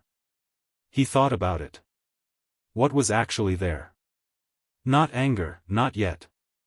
Something more like curiosity, he thought. Curiosity about what he was. About what this was. About what a boy who had been in a cupboard for 7 years and had more magic than his own age could account for was going to become when given the chance to become something at all. I want to learn how to use it, he said. We can work on that, she said, as though she'd expected this and had already considered it. Do you know how? You're 7, she said. Yes. I've been doing it since I was 4. She paused. My family's magic is different from yours. But the fundamentals are the same. You start by listening to it, not directing it. Directing comes later. She turned and started walking back toward the house. Come on. Papa will be doing correspondence until 10. We have the library. He fell into step beside her. Wednesday, he said. Yes. Why do you actually care about this? About, he gestured, vaguely. Me. She walked a few steps without answering, and he thought she might just not answer, which would have been fine, which would have been entirely on brand. But then she said, what was done to you was done deliberately, by people with enough knowledge and power to have done otherwise. That's not misfortune. That's a choice. Choices made deliberately by people who knew better deserve deliberate responses. She glanced at him, briefly. Also you're interesting. That's relevant. He felt something that was probably a smile, though it didn't quite reach his face. Interesting how? You're not afraid, she said. I thought you would be, when I found you. But you weren't afraid of me, or of Papa, or of the house, or of any of it. You were cautious. That's different. She looked ahead, at the manor growing clearer as they approached. Afraid people manage things. Cautious people understand them. He thought about this for the rest of the walk back. The library at Ravensmoor was the room the house was most proud of, Harry had decided, or whatever the equivalent was for a house that seemed to have opinions. It was on the first floor, behind a door that opened more smoothly than any other door in the manor, with a fire that was already going whenever anyone went in, even first thing in the morning, as though the library was always ready. The books were not organized by subject, as far as Harry could tell. They were organized by something else, some principle he couldn't immediately identify. Wednesday had said something about it being by temperament, which had initially struck him as absurd and had then started to seem entirely plausible the more time he spent in there. He was learning to read, properly, not just the basic level his school had brought him to. Wednesday was teaching him, which was an experience unlike any education he'd previously had, because she had no patience for the parts of reading instruction that existed to make the instructor feel useful. She went straight to the actual thing. She gave him books that were too hard and sat beside him while he worked through them, correcting not words but reasoning. You understood that, she would say, when he got something right. You didn't understand that, she would say, when he didn't, without any inflection that made the not understanding feel like a judgment, just an observation, something to be corrected, not something to be ashamed of. That morning she pulled 2 books from the shelf, one that was clearly magical in some technical sense, its spine slightly warm and its pages moving in no wind, and one that was a primer on the theory of magic that she placed in front of Harry and opened to a specific page. Start here, she said. Read until it stops making sense, then stop and tell me where. He read. The book was in English, but it was a kind of English that had been written by someone who assumed their reader was capable of difficulty, which he found he actually preferred. It was like the strong tea, more satisfying than the watered-down version. He got 4 pages before he stopped. Here, he said, pointing. It says the core of a wizard's power is tied to their emotional state during formative magical development. What does formative mean in this context? The years when magic first expresses itself, Wednesday said, from across the table, where she was reading her own book. Between ages 2 and 7, roughly. The emotional landscape of those years shapes how the magic develops, what kind of power it prioritizes, how it responds to stress. Harry was quiet for a moment, looking at the page. So my magic, he said. Developed during years when I was, yes, Wednesday said. He sat with that for a moment. So what does that mean it is? She looked up from her book. She looked at him with the direct, specific focus she used when she was about to say something true. It means your magic developed in conditions of suppression, isolation, and constant threat assessment, she said. Which means it's extremely defensive at its core, very responsive to perceived danger, very good at protecting you. It also means it's been under pressure for its entire development, which is why when the suppression lifted it was so present. She paused. There's something else in it, too. Something that I think was there before the suppression, before the years in that house. Something that came from whatever happened when you were a baby. She frowned slightly. I haven't found a category for it yet. Does it need a category? She considered. No, she said. Not yet. He went back to reading.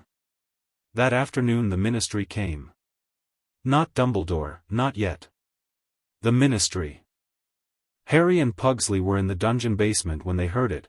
Pugsley's experiments had progressed to a stage that required supervision of a kind that neither of them was qualified to provide, but both of them were extremely interested to observe, and they heard the sound of the front door, and then voices, plural, from upstairs, and the particular quality of the house's reaction, which was a very subtle shift in temperature, a very faint increase in the feeling of stone under their feet. As though the house had just decided to remind everyone of its foundations. Ministry, Pugsley said, with considerable interest and no concern whatsoever. He looked at his experiment, then at the ceiling, then back at Harry. Do you want to go up? Harry considered.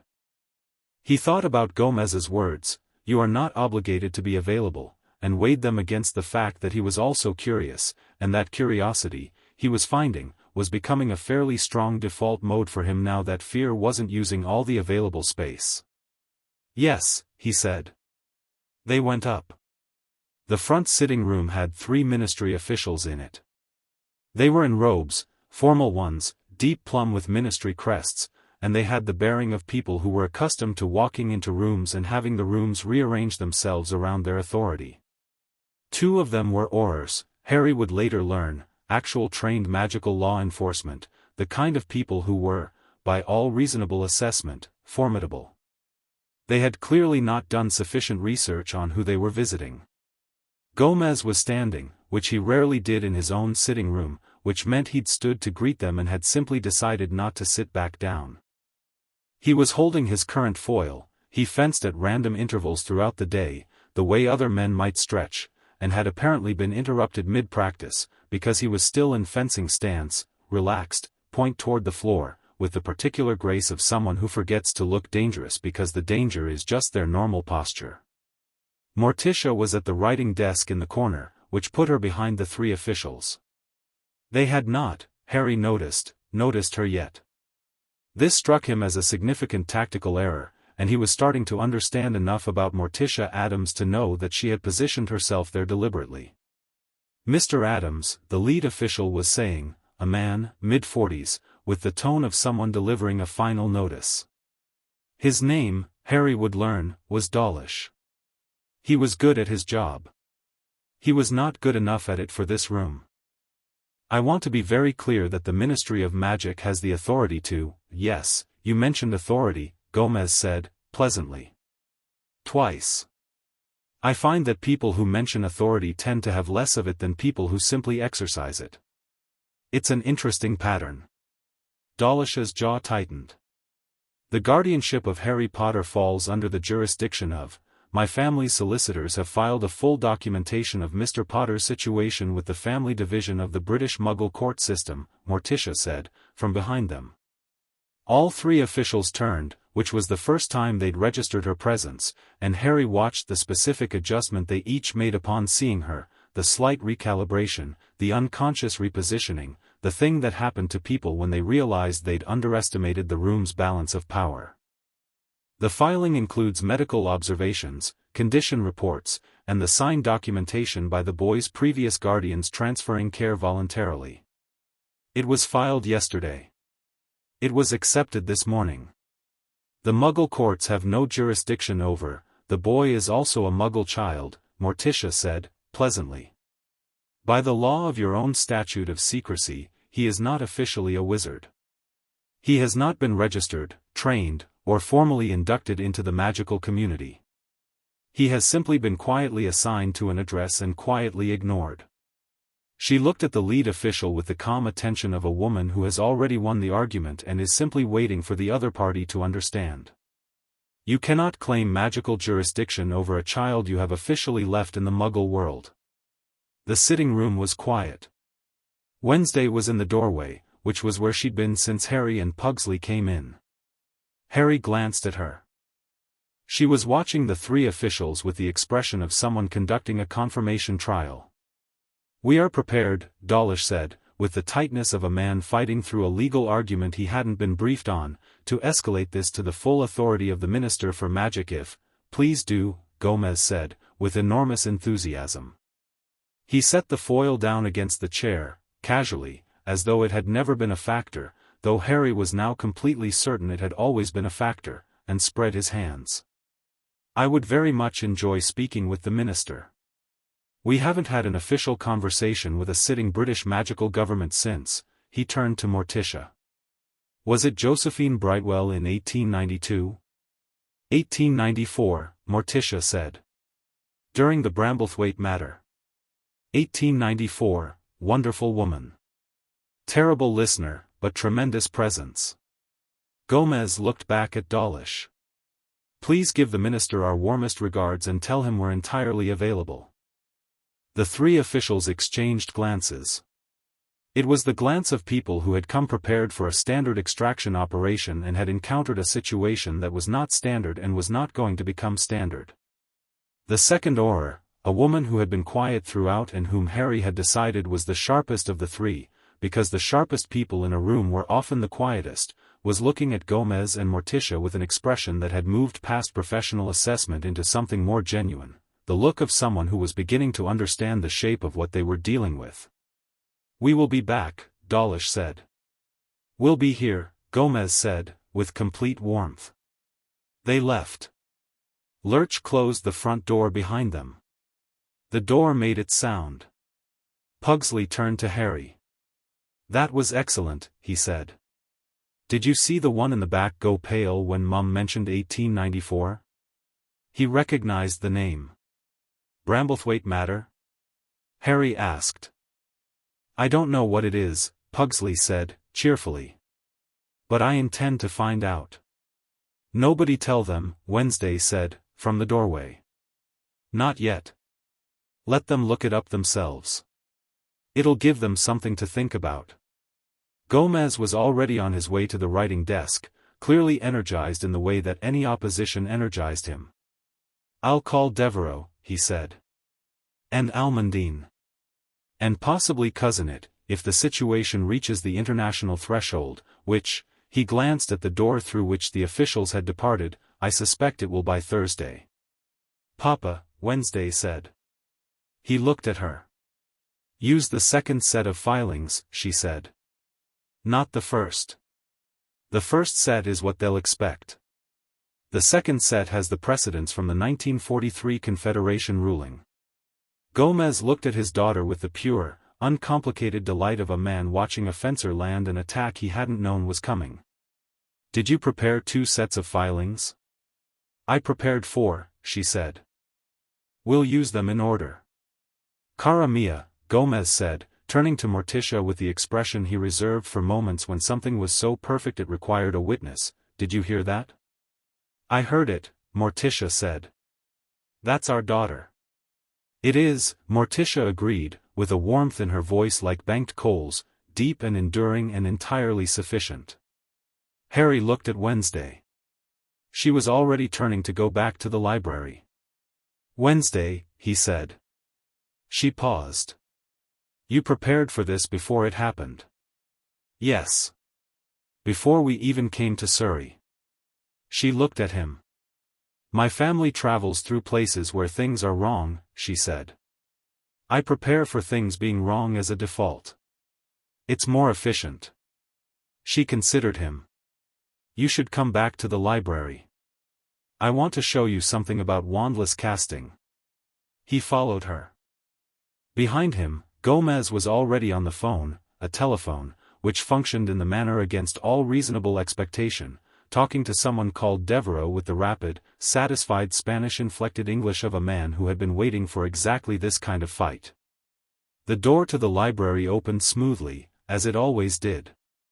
That night, when the house was settling into its nighttime configuration, which was slightly different from its daytime one, the corridors marginally warmer, the fires burning a particular steady quality, Harry sat at the window of his room and looked at the moor and felt his magic, present and real and enormous, and thought about the day. About the ministry officials and the way authority had walked into the room wearing importance like a coat, and Morticia had simply said one true thing and the coat had become a size too small.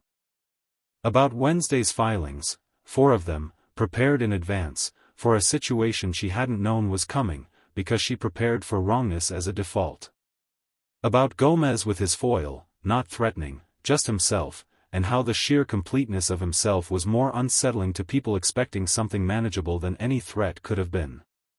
He thought about what it meant to be in a family that moved through the world like this, not apologetically, not aggressively, just certainly, with the full weight of what they were at every moment, not performing it and not hiding it and not asking permission for it. He had spent 7 years being made to feel that his existence required justification. That his presence was a cost to be borne. That what he was, whatever he was something to be managed and reduced and kept small. He looked at his hands in the dark. He could feel the magic in them now, not dramatically, not blazing, just the way you feel your own heartbeat when you pay attention to it. Steady. Patient. His. A knock at his door, 2 knocks, the specific rhythm he'd already come to know as Wednesdays. Come in, he said. She came in her nightdress which was also black, carrying a book and a candle. She sat down cross-legged on the floor beside his chair without asking whether she could, which he had decided was simply how she operated. She made space by her presence rather than by request, and opened the book. I found the category, she said. He looked at her. For the part of your magic I couldn't classify. The thing that was there before the suppression, before the cupboard, before all of it. She turned the book so he could see the page. It was dense with text and a diagram he couldn't fully read in the candlelight. It's called anchor magic. It's very old and it's very rare, and most ministry records don't include it because the last documented case was in the 15th century. He looked at the page. What does it do? It doesn't do anything specific, she said. That's what makes it interesting. It's not a power with a function, it's a quality. It means other magic interacts differently with you. Things stick to you.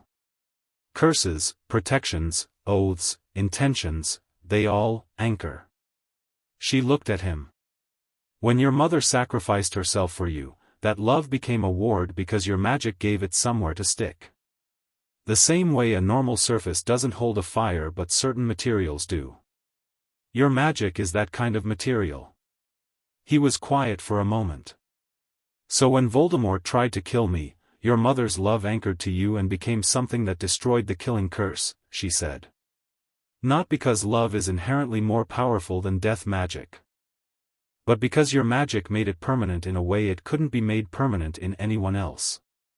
She paused. This is why Dumbledore is so invested in your future. It's not sentiment and it's not entirely strategy. You're architecturally unique.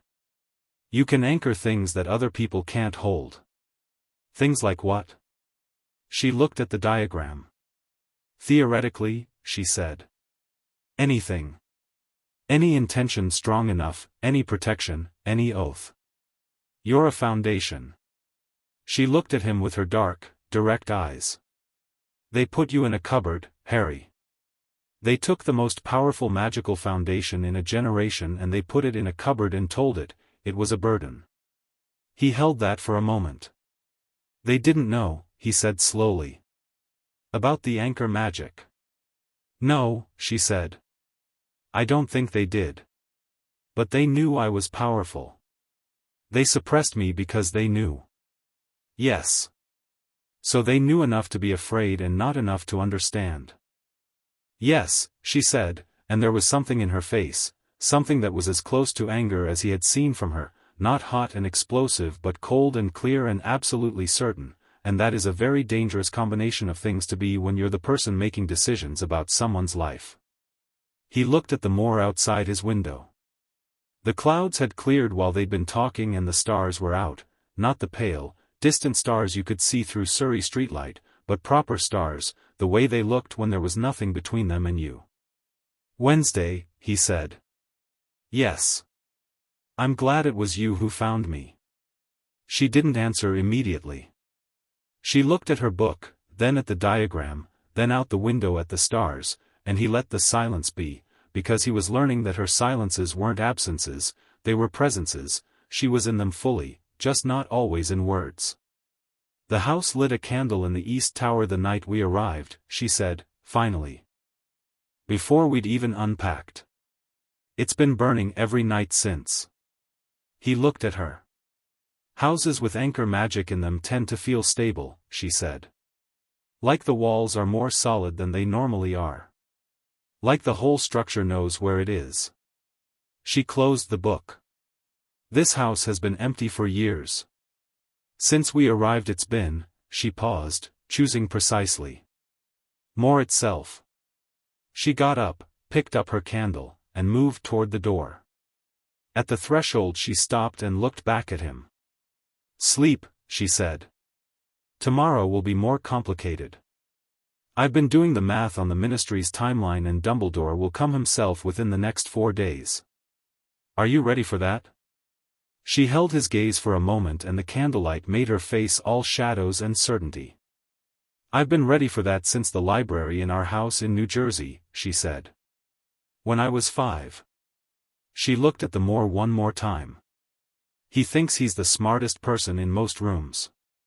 He is, usually. She turned and walked out.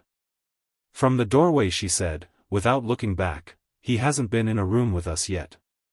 The door closed quietly behind her. The candle in the east tower burned on, steady and clear, and the house settled into the quiet satisfaction of something that knows exactly what it is and where it is and that the right people are finally inside it. Chapter 4, the Ministry Overreach's Cornelius Fudge had not become Minister for Magic by being brave.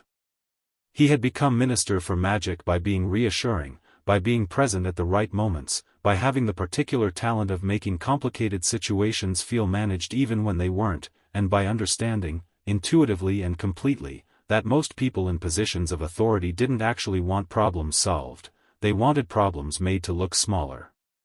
He was very good at that. He'd been very good at it for 6 years and had every intention of continuing. He was looking at Dawlish's report now, at his desk in the ministry, and the report was not cooperating with his need for things to look smaller. He read it a second time. He read the name Addams a third time, separately from the rest of the text, turning it over. He had a vague recollection, the kind of recollection that lives in the basement of institutional memory, never fully surfaced, never fully gone, of that name in some historical context he couldn't immediately pin. Something his predecessor had mentioned once, in passing, in the tone people used when they were mentioning something they didn't want to think about directly. He put the report down and summoned his senior undersecretary, Dolores Umbridge, who arrived with the promptness of someone who had been waiting to be summoned. "The Addams family," he said. "What do you know?" Umbridge's face did the thing it did when it was processing information it hadn't been asked to process before, a slight contraction, a brief absence, then the return of her habitual expression, which was the expression of a woman who had decided that pleasantness was a tool and used it accordingly. "I'll have to research it, Minister," she said. "The name isn't in our current active files." "Check the historical records," he said. "The deep ones. Pre-ministry if necessary." She left with the efficiency of a hunting dog, and Fudge turned back to the report and tried to think about what was happening with the clarity that difficult situations demanded. What was happening, stripped of everything else, was this: Harry Potter, the symbol, the child whose existence was the primary reason the wizarding world had enjoyed 14 years of peace, had been removed from his designated location by a family that was, legally speaking, murkier than anyone in the ministry was comfortable with. The Muggle courts were involved now, which was exactly the kind of tangled jurisdiction that made ministry lawyers lose sleep. The blood wards were still active, which was the only element of this that Dumbledore had confirmed as undisturbed. And the family in question had, in Dawlish's carefully worded report, demonstrated a command of both Muggle legal process and what appeared to be significant independent magical capability, without performing a single trackable spell. That last part was what was bothering him. Not trackable. In 7 years of ministry, Cornelius Fudge had not encountered a family operating in Britain whose magical activity was not, at some level, trackable. The magical signature of every known family in the country was on file. This family had no file. Their magic left no trace in any detection system the ministry ran. It was as though they were doing something that wasn't quite what the ministry classified as magic, and therefore the ministry's instruments were looking at it and seeing nothing, the way a net designed for fish missed everything else in the water. Umbridge came back with a folder that was very thin and very old. "Pre-ministry records," she said, setting it on his desk with the careful distance of someone placing something they're not sure they want to touch for too long. "The family appears in the International Confederation archives from approximately 1300 onwards. They're referenced in the margins of several significant historical events, the Bramblethwaite matter of 1894, the Vanthorpe Convergence of 1743, the original drafting of the Statute of Secrecy in 1689, where there's a footnote." She paused. "What does the footnote say?" Fudge asked. Umbridge looked at the folder. "It says, the Addams family declined to be bound by this statute on grounds that their practice does not fall within its definitions. After 7 months of negotiation, the Confederation accepted this position. They are accordingly neither bound by nor protected under the terms of the statute and should be regarded as a sovereign magical interest." She looked up. "It's signed by 12 of the 13 founding members of the Confederation." The office was very quiet. Fudge looked at the folder. "Sovereign magical interest," he said. "That's what it says." "What does that mean, practically?" "It means," Umbridge said, with the carefully neutral tone of someone delivering news they know will be badly received, that they are not subject to ministry jurisdiction. In any capacity. The statute of secrecy does not apply to them. Ministry law does not apply to them. They are effectively a foreign power. Within our borders. Fudge stared at her for a long moment. Then he did what he always did when faced with something that genuine clarity would require him to be genuinely decisive about. He reached for the option that looked like decisiveness without requiring it. Send the orders, he said. Full team. Official ministry claim of guardianship authority. We go in, we take Harry Potter back to a designated safe location, and we manage the legal situation from a position of minister, Umbridge said, carefully. If what this file says is accurate, it's a historical footnote, Fudge said, with the conviction of a man who had decided what he wanted to do and was now sourcing justifications. Written by people who didn't have the full legal apparatus we have today. Send the orders. She sent the orders. They came at 9 in the morning on a Wednesday, which Wednesday Addams pointed out, when she saw them coming up the moor track from the East Tower window, was appropriate. There were 8 of them. Full combat robes, wands out before they reached the door, which was either protocol or a statement and was in either case premature. They came in a line across the heather with the purposeful stride of a unit that had done this before and expected it to go the way it had gone before. Harry saw them from the library window. He was midway through an exercise Wednesday had set him, something about directed intent that involved a candle flame and a remarkable amount of concentration, and he looked up at the motion across the moor and watched them come. He felt something in his magic respond. Not alarm, precisely. More like attention, the way a dog's ears go up, the whole body reorienting toward something. The defensive corps Wednesday had described, reading a potential threat at range and beginning to pay attention to exits and angles and what was where.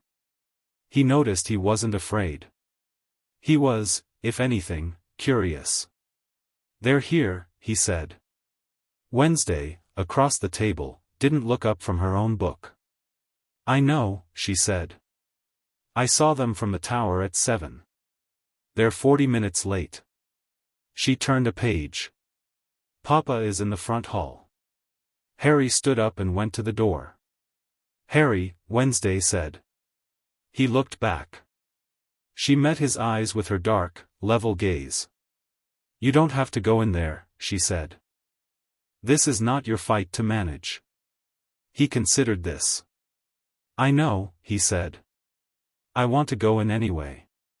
She held his gaze for a moment. All right, she said, and there was something in those 2 words that was more than permission. It was the recognition that he was making a choice and the choice was his, and that this was, in fact, the whole point. He went to the front hall. Gomez was there, as Wednesday had said, not in fencing gear this time, but dressed with the specific formality he seemed to produce for official occasions, a suit so dark it made regular black look indecisive, a tie the color of a deep bruise, a pocket square that was doing something interesting. He was standing at the bottom of the stairs with his hands in his pockets and the complete, calm ease of a man standing on his own ground. Lurch was at the door. Morticia came down the stairs as Harry arrived in the hall, in a dress that was floor-length and dark and moved with the kind of gravity that suggested it knew exactly what it was doing. She looked at Harry and smiled, not the bright, reassuring smile of adults managing children, but the real one, the smile of a woman who found her life genuinely interesting and was glad he was in it. Good morning, she said. I made tea. Would you like some before they arrive? I'm all right, he said. You have a tell, she said, gently, when you're doing something you've decided to do without wanting it to look like a decision. Your chin comes up slightly. She touched her own chin with one finger, lightly. Not a criticism. Merely useful information. He thought about that. Thank you, he said. The knock at the door was 3 hard raps, official, declarative, the knock of people announcing rather than asking. Lurch looked at Gomez. Gomez made a small gesture, go ahead. Lurch opened the door. 8 aurors on the doorstep of Ravensmoor Manor looked, from the inside, rather different than they'd looked crossing the moor. Outside they had been a unit, purposeful and armed and collective. In the doorway, framed by the manor's arched entrance with Lurch occupying most of the available space and the house's candles burning in full daytime and the portraits on the wall all watching with undisguised interest, they looked like 8 people who had not quite done sufficient research. Dawlish was at the front again. He had the determined expression of a man who had been sent back to do something he wasn't sure about and had decided to compensate with emphasis. "Mr. Addams," he said. "We are here under direct authority of the Minister for Magic." "Come in," Gomez said, pleasantly. This appeared to momentarily disrupt the script. Coming in had presumably not been part of what they'd planned for.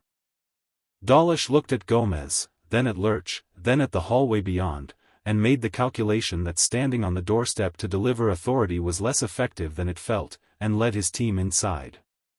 They arranged themselves in the entrance hall, 8 aurors in full battle-ready configuration, wands still drawn, which in the narrow space of the hallway and with Lurch standing at the door felt considerably less imposing than it was intended to.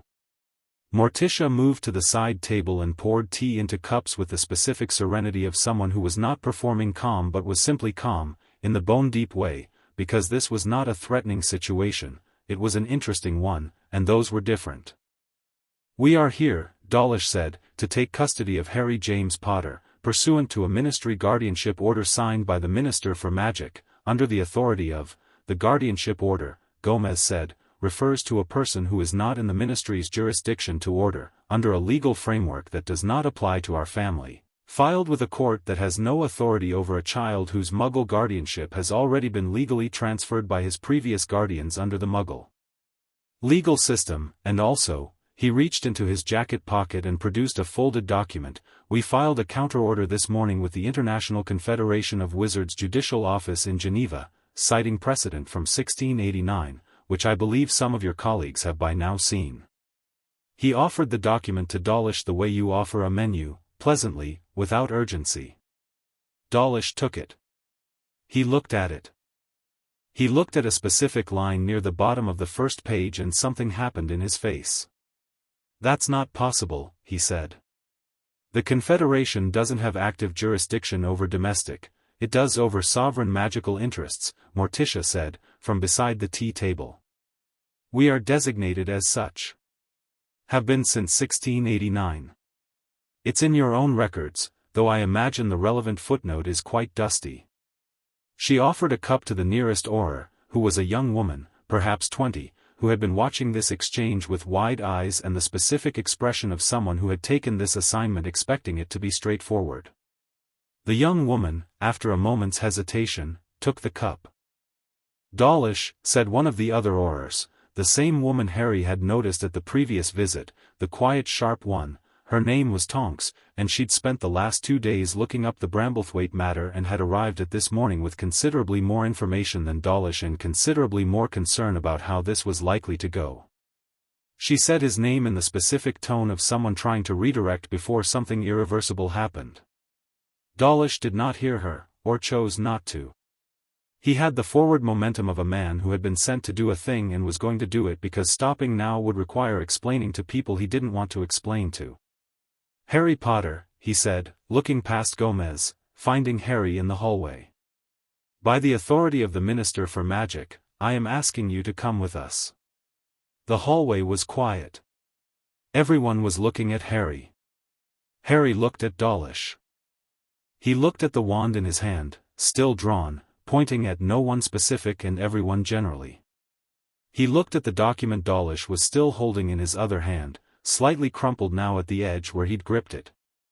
He looked at the 8 aurors arranged in the narrow hall of an old manor on a Yorkshire moor, their authority radiating off them like heat from something that was fairly warm but not quite warm enough for the space it was trying to fill. "No," Harry said. The word dropped into the hall with the clean sound of something solid. Dawlish blinked. "I'm sorry." "No," Harry said again, without any change in tone, not defiant, not loud, not performing anything. Simply factual. He was 7 years old and small for it, and he stood in the hallway of the house that liked him and felt his magic steady and present underneath everything, and he said no because it was what was true and it was what he meant, and there was no version of this room in which it needed to be more complicated than that. Dawlish opened his mouth. He said no, Wednesday said. She had appeared at the top of the stairs. No one had heard her come. She was standing on the 4th step from the top, looking down at the hallway with the complete composure of someone observing a situation that is going exactly as expected, and her dark eyes moved across the 8 oars with the focused attention of someone taking inventory. "A 7-year-old child," she said, "has just declined your request. He is standing in the home of his current legal guardians, under the protection of a sovereign magical interest designation, in a house that I would strongly suggest your people try no magic in." She looked at the wands. Houses that are sympathetically attuned to the magical signature of their inhabitants tend to be unpredictable when hostile spellwork is attempted inside them. Dawlish looked around at the house as though seeing it for the first time. The portraits were all watching, some of them leaning forward in their frames. The candles, all 40 of them, were burning at a slightly higher intensity than they had been. The shadows in the corridor behind Dawlish had thickened, just slightly, just enough. The dog in the portrait near the door had stopped testing the edges of his frame and was sitting up, watching. You can't make a house, I didn't make it do anything," Wednesday said. "It does it on its own. That's what I'm telling you." Tonks had lowered her wand. Harry noticed this. She looked at Wednesday on the stairs, then at Harry in the hallway, then at Gomez, who was watching the whole proceeding with the warmth of a man watching his favorite kind of theater unfold, and she made a series of small, rapid mental calculations that were visible in her face, and she reached a destination. "Dawlish," she said, not quietly this time. "We should talk outside." "We're not finished, we're not going to get what we came for," she said, with the flat clarity of someone delivering a field assessment. "And I would like to not make it worse." She looked at Gomez. "Mr. Addams. We'll be in contact through official channels." "Of course," Gomez said, warmly. She got Dawlish out the door. The other 6 Aurors followed, in the specific arrangement of people who are walking out of a room faster than they want to look like they're walking out.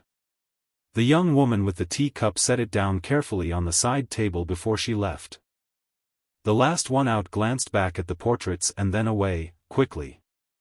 Lurch closed the door. The house exhaled, not literally, but the quality of the air changed, the candles went back to their ordinary intensity, the shadows thinned, the portraits went back to their normal business. The dog in his frame lay down, apparently satisfied. Gomez began to laugh. It was a magnificent laugh, full and genuinely delighted, the laugh of a man who had just seen something wonderful happen in front of him and had no intention of containing his appreciation for it. He crossed the hall and seized Harry by both shoulders with both hands, looking at him with pure, bright delight. "Did you see his face," Gomez said, "when you said no? Just no? Beautifully done, Harry. Beautifully." Harry found, to his moderate surprise, that he was smiling. "You were actually going to fence them," Wednesday said, from the stairs, descending now with her hands behind her back. "I could tell from your stance when they arrived." "I had the foil right there," Gomez said, gesturing at the umbrella stand where the foil was, apparently, always just there. It seemed impolite not to consider it. "It would have been impolite to consider it," Morticia said, but she was smiling. "Yes, but a different kind of impolite."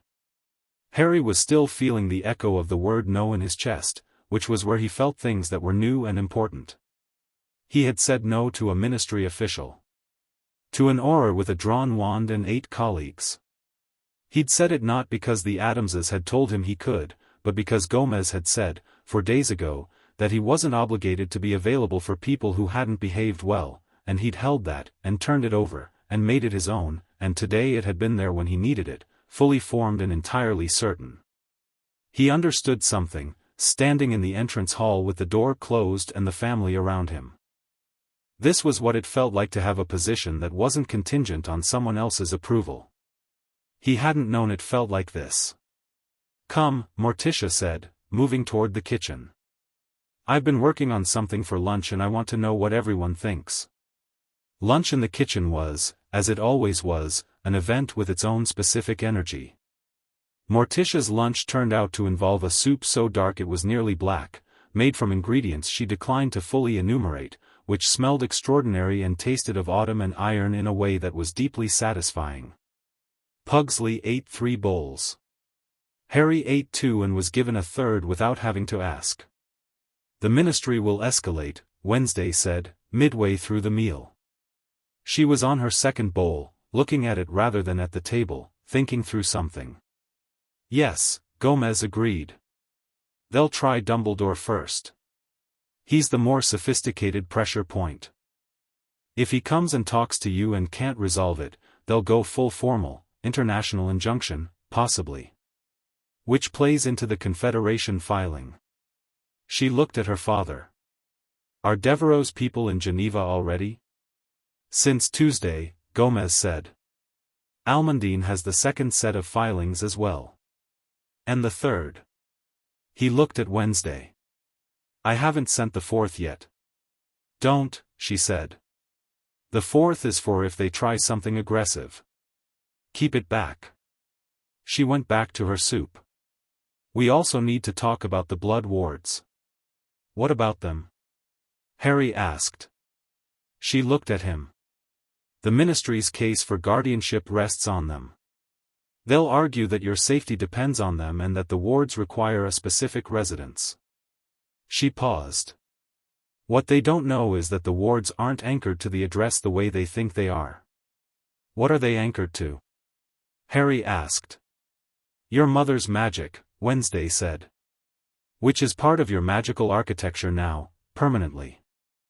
It's why Dumbledore thought the address was necessary. He designed the wards to activate at the address, because that's where Petunia was, and Petunia carries your mother's blood. But he was anchoring to the wrong thing. He anchored to the address because he thought the blood connection needed a fixed point." She looked at Harry with the particular focus she used for things that mattered. "It doesn't. The blood connection is in you. Wherever you are, your mother's magic is with you. The protection is portable." The kitchen was quiet except for the fire in the range. "Can you prove that?" Gomez asked. "I can demonstrate it," Wednesday said. "But I need Harry to cooperate with a specific test, and I want to explain it fully first because it involves accessing the anchor magic deliberately, which will feel strange." "Strange how?" Harry asked. She considered. "Like the feeling of being very small and very large at once," she said, "but with more direction." He had already felt that, standing on the moor when his magic broke free. He understood the description. "All right," he said. "Not today," she said. "Tomorrow. Tonight I want to write to someone first." "Who?" Pugsley asked. "A magical historian," she said. "Professor Bathsheba Babbling at Hogwarts. She's published on blood ward architecture and her analysis of 3 cases in 1957 corresponds to a theory I've been developing. I want her confirmation before I present the evidence formally." Gomez pointed at Wednesday with his spoon. "That," he said, to Harry, "is how you win." Harry looked at Wednesday, who had gone back to her soup with the composure of someone who already knew that and was therefore not particularly excited by being told. "What do you actually want?" Harry said, quietly, to her. "From all of this? When it's over?" She looked up. It was a question she hadn't been asked in this form, and he saw her actually take it in and consider it rather than having the answer ready. "I want them to admit they were wrong," she said. "Not apologize. Not perform regret. Actually admit, specifically, what they did and why it was wrong." She looked at him levelly. "People in institutions almost never do that. They manage and minimize and find procedural ways around it. I want the actual thing." "And if they don't?" Then we take everything they care about in the court system and we keep it, she said, simply. Which is arguably more satisfying anyway. He considered this. Is that what your family does? My family, she said, does what's necessary. The preferred outcome is justice. The acceptable outcome is consequence. She picked up her spoon. We've rarely had to settle for less than one of those.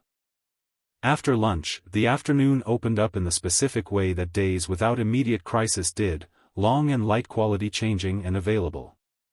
Pugsley had reached a stage in his basement project that required 24 hours of autonomous processing, which meant he was temporarily at loose ends and dealt with this by reading a very large book with great speed and apparent satisfaction. Gomez and Morticia were in the study, doing correspondence and conducting 3 simultaneous legal conversations in 4 languages with the general energy of people who found this the normal texture of an afternoon. Harry and Wednesday went back to the moors. He was getting a feel for how to move through the heather, which required a specific gait, not fighting the uneven ground but going with it, letting the terrain inform the step.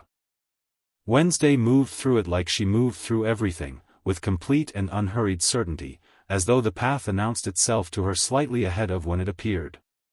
He was practicing something as they walked, the exercise from the morning, the directed intent thing, trying to do it in motion rather than sitting. It was harder. The magic responded to movement differently, more easily in some ways but less precisely, like trying to write while walking. Stop trying to aim it, Wednesday said. He stopped trying to aim it. Immediately, something settled, the sensation of something that had been working against itself resolving, and the magic flowing more easily, not toward anything, just available, like a hand held open rather than pointing. There, she said. I wasn't doing anything, he said. Exactly, she said. Magic at this stage doesn't need direction. It needs permission. You keep trying to direct it because you've spent 7 years with it suppressed and misdirected and you've built up the habit of managing it. She glanced at him. Stop managing it. Let it be what it is. Direction comes later, when it trusts you. It trusts me. Your magic is part of you. All the things that are part of you take time to trust you after you've been, she paused, choosing precisely, told to be something smaller than you are. You don't instantly believe the walls are really gone. He thought about this as they walked.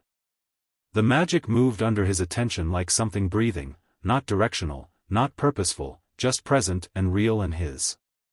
He stopped trying to do anything with it and just let it be there, the way Wednesday had said, the way you let a hand stay open.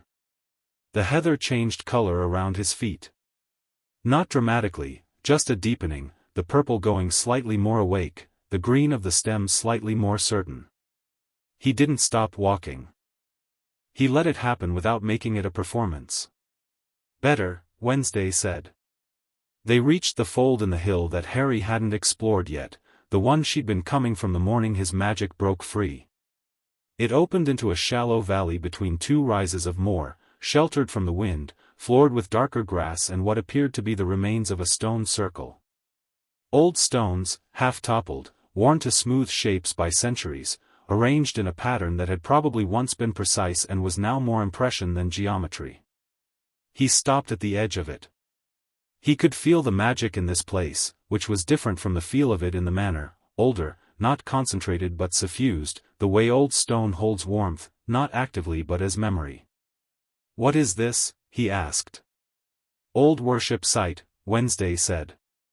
She stepped into the center of the stones without hesitation. Pre-Roman, probably. The magic here is ambient. Not directed. Nobody's been doing anything here for a very long time. She looked around. It's just accumulated.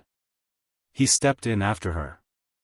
The feeling intensified slightly, not uncomfortably, just more present, like the volume turning up on something that had been quiet. This is what magic is without anyone managing it, she said. Left alone, over centuries. It just is. Is it safe? Safe is the wrong question, she said. It's real. It's honest. Same thing as the moor. She looked at him. Are you going to ask if everything is safe forever? He thought about it. Probably less than I used to, he said.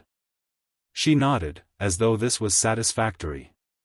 She sat down on one of the half-fallen stones, which accommodated her with the obliging ease the house showed, everything adjusting slightly to wherever she decided to be. He sat on the one opposite her. They sat in the stone circle on the moor in the afternoon light, with the valley sheltering them and the old suffuse magic doing nothing in particular all around them, and it was entirely quiet except for the wind over the rim of the hills and the occasional birds doing their confident business in the middle air. Harry looked at Wednesday across the stone circle. She was looking at the old stones with her steady dark eyes, not at anything specific, just existing in the space with her hands folded in her lap and her braids neat and her black dress somehow exactly right for a Yorkshire moor in July in a way it would not have been exactly right anywhere else. I want to ask you something and I don't want you to deflect, he said. She looked at him. Do you actually like me? He said. Not, find me interesting. Like. She was quiet for a moment that was not uncomfortable. I don't use that word for most people, she said. I know. It implies a dependency of feeling that I generally find, she paused, imprecise. I know, he said again. I'm asking anyway. She looked at him with her direct, unblinking gaze. The late afternoon light caught the edge of her braids. She said, You're the only person outside my family who I've ever wanted to sit in a stone circle with. He held this for a moment, turning it over, understanding that this was the Wednesday Addams version of a very significant statement. Yes, she said. I like you. He looked at the old stones. He felt his magic, warm and present, and the old ambient magic of the circle, and the wind over the hills, and the enormous sky. Good, he said. They sat there until the light changed. Neither of them said anything else, and neither of them needed to, and that was, Harry was learning, its own kind of thing, the kind you couldn't have asked for and couldn't have manufactured and could only have by being exactly where you were. When they walked back to the manor, the East Tower candle was already lit, though the sun hadn't gone down yet. The house, apparently, was making a point. That night at dinner, Gomez set down his fork midway through the meal and said, in the tone of a man who has been thinking about something and has decided to say it simply, Harry. Whatever happens with the Ministry and Dumbledore and all of the legal machinery of people who have decided they have an interest in your future, I want you to know something clearly. Harry looked at him. You are not a symbol, Gomez said. You are not a resource, or a ward, or a precedent, or a variable in someone else's strategy. You are a person who is 7 years old and who can become whatever you decide to become, and no one in this house will ever treat you as anything other than that. The fire in the kitchen range was doing something warm and constant. I know, Harry said. And he meant it, which was the thing, he actually meant it, not as a performance of confidence, not as something he was telling himself, but as something that was true because 4 days in this house had made it true the way water makes stone smooth, not dramatically, not all at once, but actually and permanently. Gomez nodded, picked his fork back up, and said, Lurch, the soup was magnificent. Lurch made a sound of deep and genuine pleasure. Morticia looked at Harry across the table and her eyes were warm and still and knowing, and Harry had the specific sensation of being seen very thoroughly by someone who approved of what she saw, not contingently, not with requirements, just straightforwardly, the way you approve of a clear sky or a well-made thing. He ate his dinner. The Ministry, somewhere in London, was making more plans. Wednesday was already 3 steps ahead of all of them. And in 4 days, Albus Dumbledore would come to Yorkshire. Chapter 5, The Declaration. Dumbledore came on a Thursday morning, alone. Harry saw him first. He'd been in the East Tower, his East Tower. He'd started thinking of it, the one with the candle, reading the magical theory primer Wednesday had given him, which was dense and rewarding in the way of things that required actual effort, and he'd looked up from a page about intention lattices and seen a figure on the moor track. Not a car, not a group. One person, walking, from the direction of the road as though he'd arrived some distance away and chosen to approach on foot. He was tall, even at this distance. Robes, long ones, that moved differently from the wind direction, which Harry had noticed was something magical people's clothing did. Long white hair. A beard that was visible even from this far away, which was saying something. Harry set down his book. He looked at the figure for a long moment. He felt his magic register the approach, not threat response, not the alert posture of 4 days ago when the Aurors crossed the moor, something more complex, an assessment, the way you listen to a sound before deciding what it is. He went to find Wednesday. She was in the library, already standing, already looking toward the front of the house. She'd known before he arrived to tell her, which no longer surprised him. He came alone, Harry said. Yes, she said. Is that good? She considered. It means he wants to talk rather than manage, she said. That's more honest. She looked at Harry directly. How do you want to handle this? He thought about it. I want to be there, he said. In the room. Then be there, she said. Don't let anyone suggest you shouldn't be. He nodded. And Harry, she said. He looked at her. He's going to be reasonable, she said. That's the thing to watch for. Not aggression, not authority. Reasonableness. He's very good at it and it's more disarming than either of those. She held his gaze. Reasonable people can be wrong just as thoroughly as unreasonable ones. More so, sometimes, because they're better at explaining the wrong thing in ways that sound right. He filed this. They went downstairs together. Gomez was in the entrance hall when the knock came, this one softer than the Aurors, a single knock, patient, the knock of someone who has thought about what this knock should sound like. Lurch opened the door. Albus Dumbledore stood on the doorstep of Ravensmoor Manor with the morning moor behind him and the early light catching his hair and beard into something that was technically silver and practically luminous. He was, Harry thought, one of those people who looked like what they were, not what they performed, not what they claimed, but what they actually were, and what Dumbledore actually was, it turned out, was very old and very intelligent and very tired in a way that lived behind his eyes and never quite reached his face. His eyes were blue. Extraordinarily blue, the kind that looked like they were doing two things at once, and they found Harry in the hallway immediately, not past Gomez, not despite Lurch, just directly, the way a compass finds north. Harry, he said, and his voice was everything Snape's report hadn't been able to convey about it, warm and careful and genuine, with a weight to it that was not performance, the voice of a man who had spent a century learning how to say things that landed the way he intended them to. Professor Dumbledore, Harry said. Dumbledore's eyes stayed on him for a moment, and Harry saw something move in them, not surprise, exactly, but something that was a close relation to it. He'd expected something, Harry thought. Something different from what he was seeing. A frightened child, maybe. A relieved child. Something that would let the conversation go the way he'd planned. He wasn't going to get that. Please come in, Gomez said, with the warmth he brought to everything. We've been expecting you. Dumbledore came in. The house received him without the welcome it gave its own people, not hostile, but neutral, the way a place that has opinions about people withholds them until it's decided. The candles burned at their ordinary level. The portraits watched him with the assessment they gave everyone new. He looked at the portraits. He looked at the house, with the eyes of someone who could feel what a place was and was feeling this one carefully. He looked at the staircase and the door to the library and the hallway to the kitchen, reading the architecture of the inhabited space.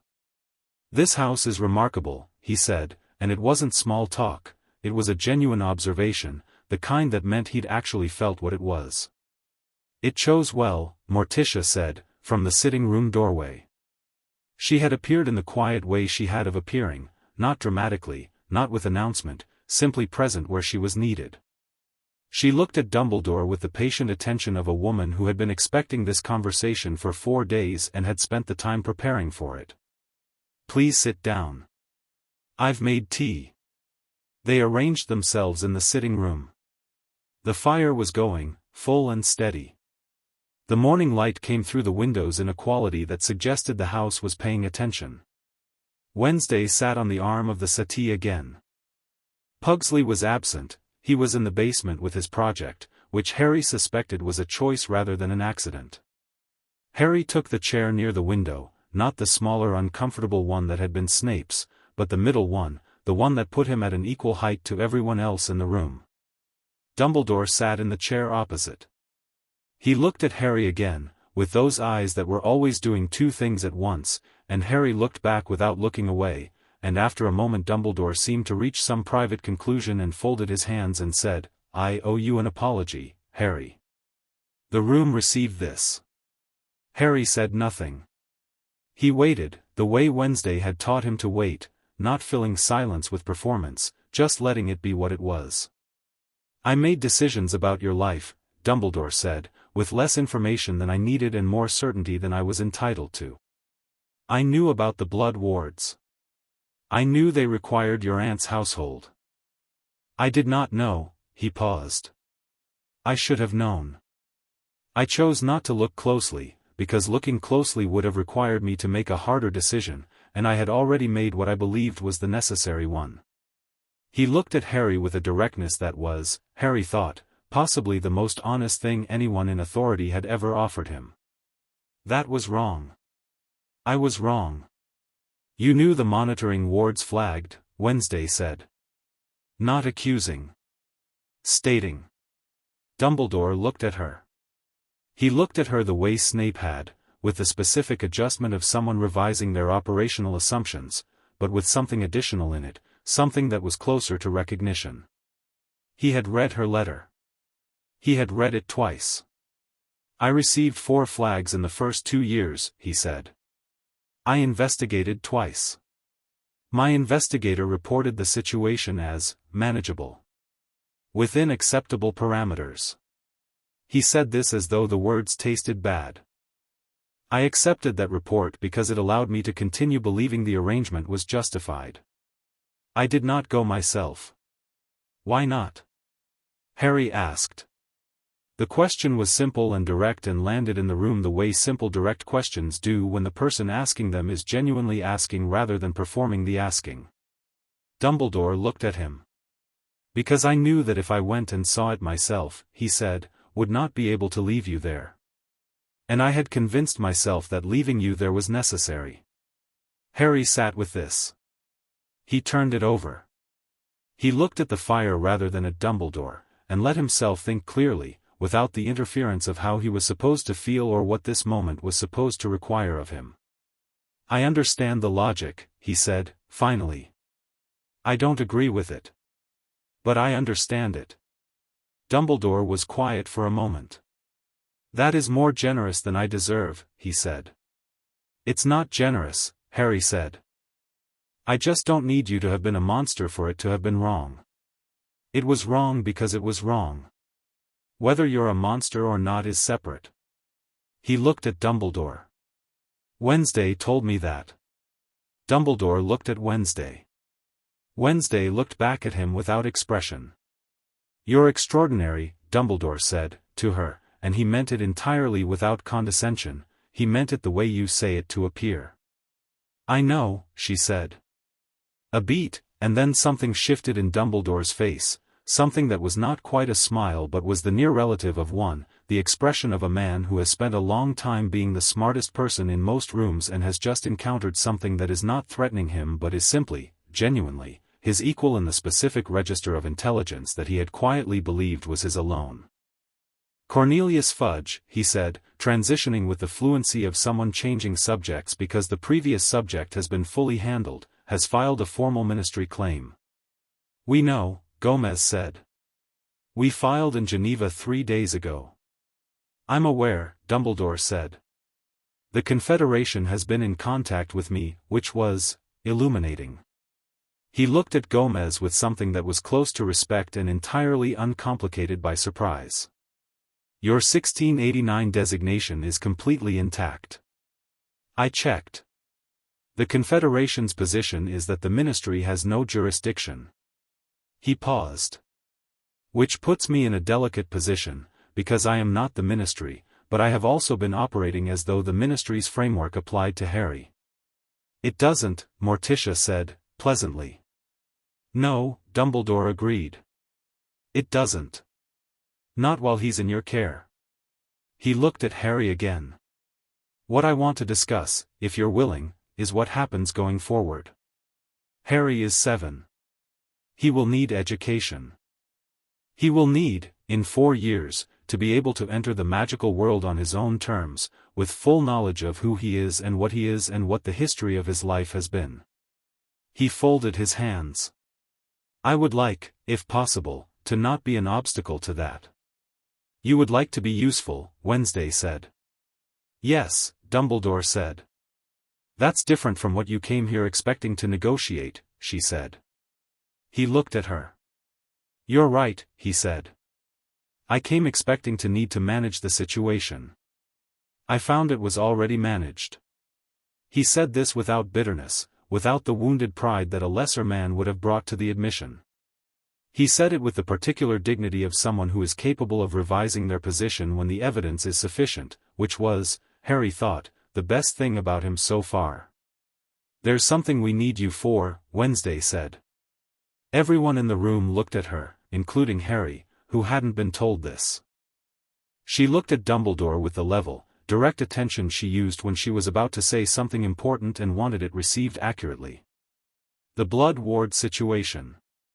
The ministry is going to continue arguing that Harry's safety depends on the wards, and the wards depend on the address. We have a theory that the wards are anchored to Harry's magical architecture rather than the address, but to demonstrate it formally we need someone who can read ward construction at the level it was originally cast. She paused. You cast them. Dumbledore was very still. If the wards are what we think they are, Wednesday said, then demonstrating their portability means demonstrating that Harry is safe wherever he is, which removes the ministry's strongest argument for guardianship authority. She met Dumbledore's eyes. Which means you would be voluntarily dismantling the last legal basis for the arrangement you created. Yes, Dumbledore said. I understand what you're asking. Will you? She said. Directly. No scaffolding. Just the question. He was quiet for a moment. Not because he was hesitating, Harry understood the quality of this particular silence, which was the silence of a man finalizing a decision he'd already made and making sure he had made it for the right reasons. Yes, he said. Tomorrow, Wednesday said. In the morning. I'll have everything prepared. Dumbledore nodded. He looked at Harry. Is there anything you want to say to me? Anything you want to ask? Harry thought about it. There were probably 100 questions available, about his parents, about Voldemort, about the magical world and his place in it and what the future was supposed to look like. He thought about all of those questions and he thought about Wednesday in the stone circle saying it implies a dependency of feeling I find imprecise, and he thought about Gomez saying you are not a symbol, and he thought about his own magic, present and real and enormous under everything. Not yet, he said. I'll have questions when I know more. I'd rather ask them when I can assess the answers properly. Dumbledore looked at him for a moment. Then, you have a great deal of your mother in you, he said quietly. She was the same way.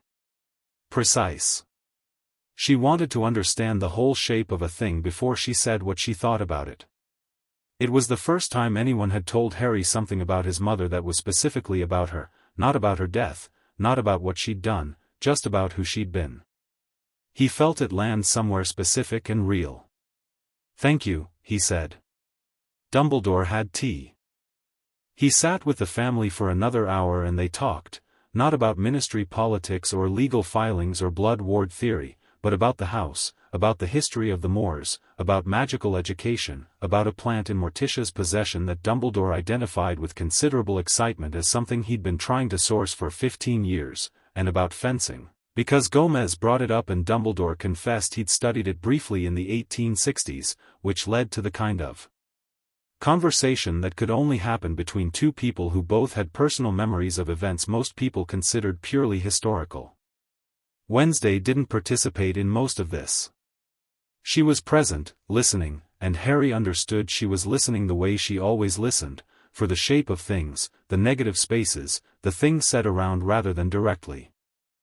When Dumbledore finally left, walking back out across the moor the way he'd come, a lone figure getting smaller against the enormous sky, Wednesday said, without looking away from the window, "He'll cooperate.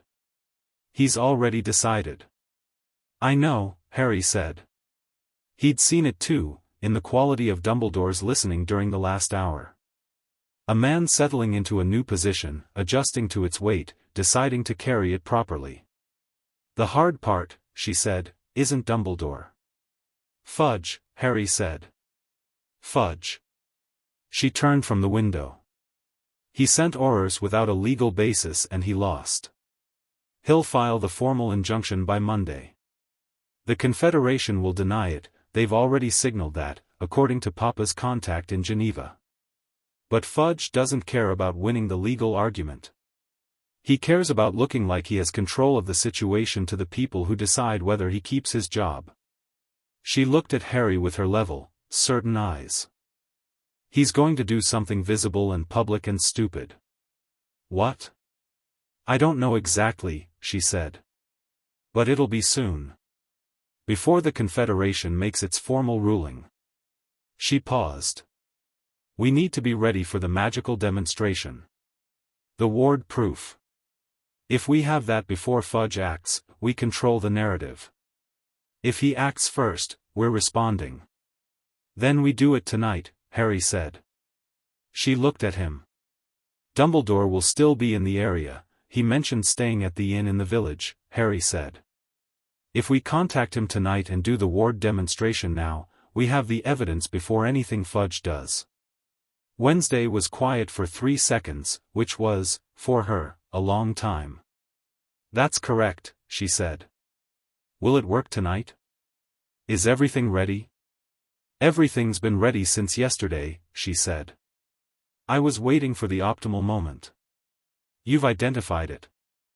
Something moved in his chest, not pride, exactly, but a close relative of it, the satisfaction of a correct move recognized correctly. "Then let's go," he said. They did it in the stone circle. Wednesday had chosen it deliberately. The ambient magic of the site would make the ward architecture more visible, she explained, the way a dark room makes a candle's light easier to read. She had contacted Dumbledore via the Manor's Crow, which had found him in the village inn with the efficiency of something that understood urgency, and he'd arrived at the circle at dusk with a quality of curiosity that he carried well, the curiosity of someone who had lived long enough to be rarely surprised and was therefore particularly interested when something surprised him. The circle in the dusk light was different from how it was in the afternoon. The old stones had a presence in this light, not threatening, just more evident, the way the true size of a thing becomes clearer when the scale reference changes. The ambient magic was deeper at night, cooler, moving at a different rhythm. Dumbledore looked at the circle. "How did you find this?" he asked. "I walked toward it," Wednesday said. He looked at her with the expression she seemed to reliably produce in intelligent adults who had not met her before. Then he looked at Harry. "Are you ready?" "Tell me what to do," Harry said. "Nothing complicated," Wednesday said. She had her papers with her, her notes, her references, 3 pages of closely written theory she'd developed over the past week.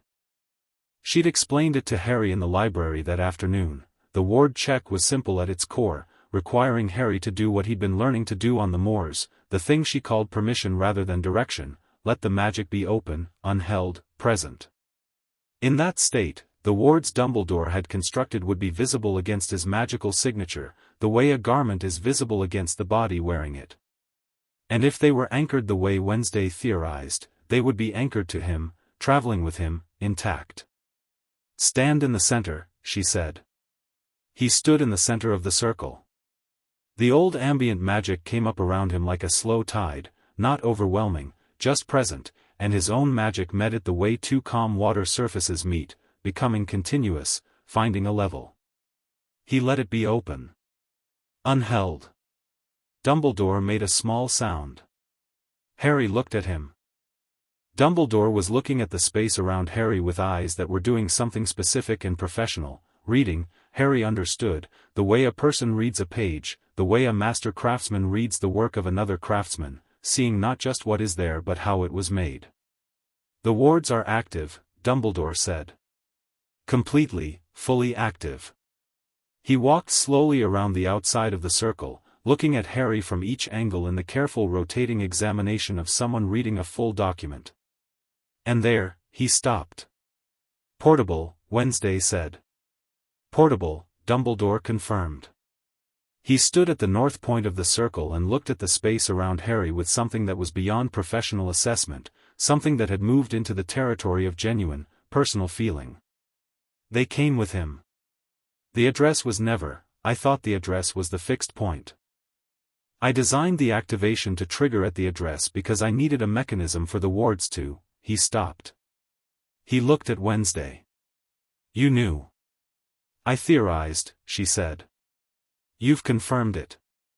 The blood connection was never conditional on geography, Dumbledore said, and he was speaking carefully, with the deliberate precision of a man discovering he has misread something and is determining the exact nature of the misreading. It was always in him. The address was, he closed his eyes for a moment.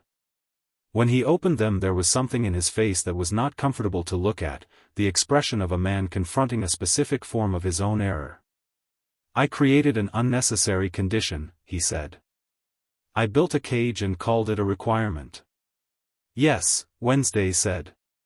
She said it without cruelty and without satisfaction. Just accurately. Dumbledore turned to look at her. He looked at her for a long moment. You would have been remarkable in any age, he said. I'm remarkable in this one, she said. Something in Dumbledore's expression moved, and then he laughed, quietly, briefly, the laugh of genuine surprise, and he shook his head once as though disagreeing with himself about something. Then he became serious again. I will document this formally, he said. A full ward analysis, signed by me, with the complete theoretical framework for portability. It will be submitted to the Confederation by tomorrow morning. He looked at Harry. This means there is no longer any magical justification for a fixed guardianship address. The Ministry's case collapses. Harry stood in the center of the stone circle with the evening sky above him and the old ambient magic around his feet and his own magic open and present and real and enormous, and he felt the ward around him like a garment he'd always been wearing and hadn't known was there, light and certain and his mother's, permanent and portable and not contingent on anything anyone had thought it was contingent on. Lily was extraordinary, Dumbledore said, quietly. Not to anyone specifically. To the air, or to the stones, or to the ward itself, which was his work and her intention and Harry's inheritance all three at once. I should have trusted her magic more than I trusted my own mechanisms. He looked at Harry. She would have been very proud of the person you're becoming. Harry didn't say anything for a moment. He let the ward be around him, let the magic be present, let the night be doing its enormous work above.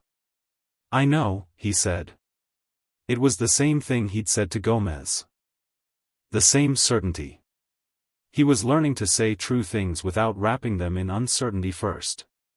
They walked back to the manor in the dark, and Dumbledore was quiet most of the way, which was the quiet of a man processing something large, and Wednesday walked beside Harry, and Harry had his hands in his pockets and the fossil stone in the right one, and the moor was dark and enormous and indifferent, and that was the right word for the right thing.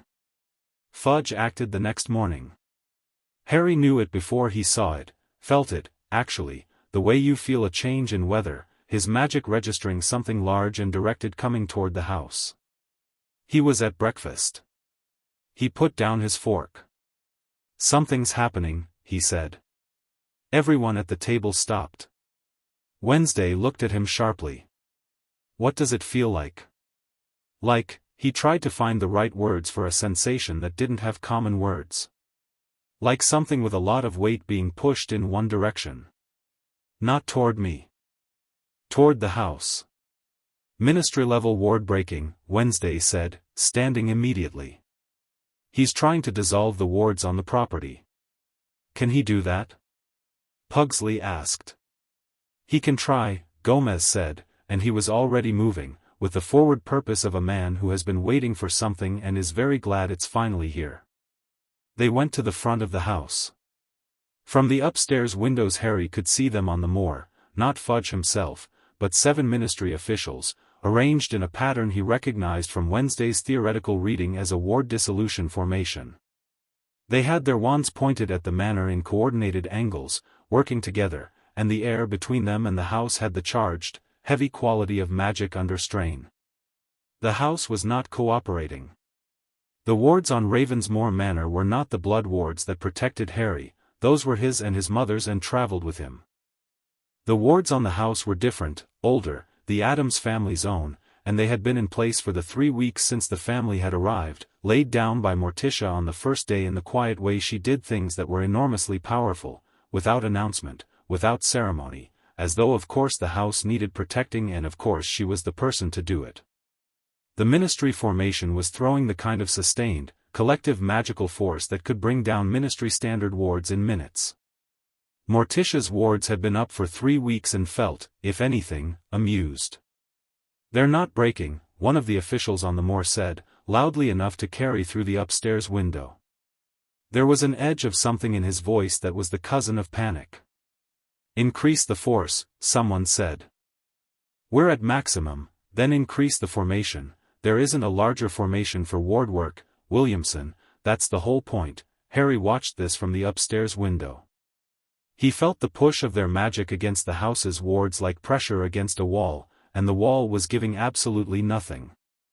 The house was, if anything, warmer than it had been this morning, its candles burning with the specific confidence of something that was not uncomfortable in the slightest. Wednesday appeared beside him at the window. What do we do? Harry asked. Nothing yet, she said. Let them fail completely first. It's important that they exhaust the approach before we respond. She looked at the formation on the moor. They've committed publicly. When they fail publicly, Fudge has no more moves.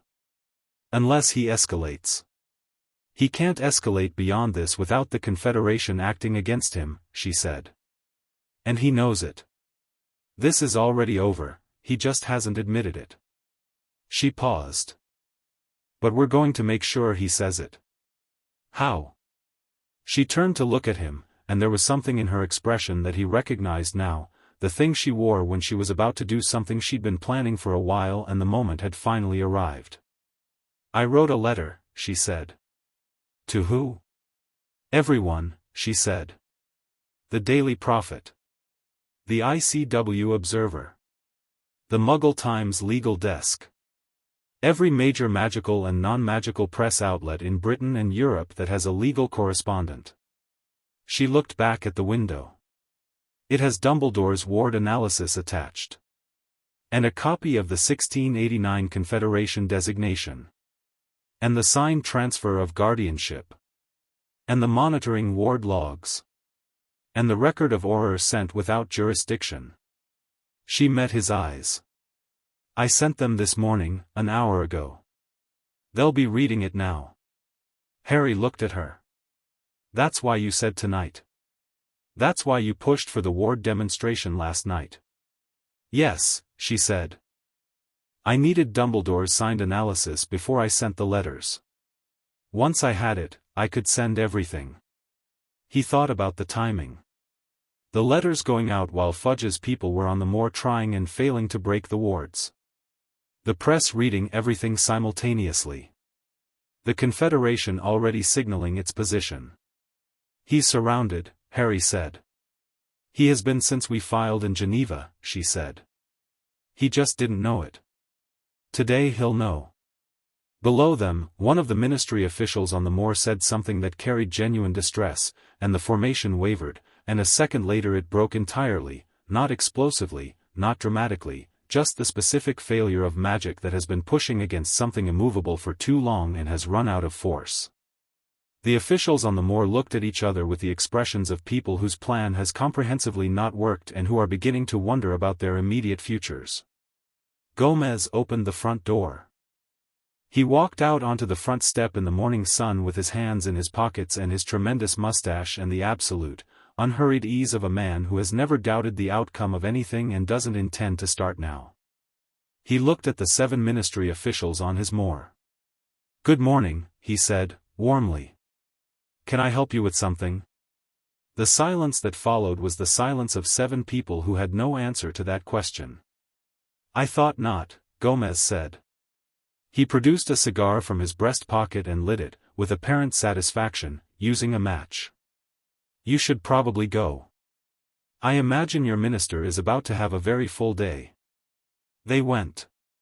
Not quickly enough to look like flight, they maintained enough dignity to call it a retreat, but they went, back across the moor in the direction they'd come from, and Gomez watched them from the doorstep with the good-natured attention of a man watching the end of a particularly enjoyable game. Harry, watching from the upstairs window, felt something crystallize. Not victory, that was too simple a word for it. Something more like completion. The sense of a shape arriving at its proper form. Every move Wednesday had made since before they'd even come to Surrey, every filing and every letter and every precisely worded legal document, it had all been aimed at this, at the moment when the ministry's overreach became fully public and fully documented and fully failed, simultaneously. He heard footsteps and Wednesday was beside him again. They stood at the window together and watched Fudge's people disappear into the moor. "It's not over," Wednesday said. "I know," he said. Fudge still needs to formally respond. "Yes. And the Confederation ruling takes 2 more days.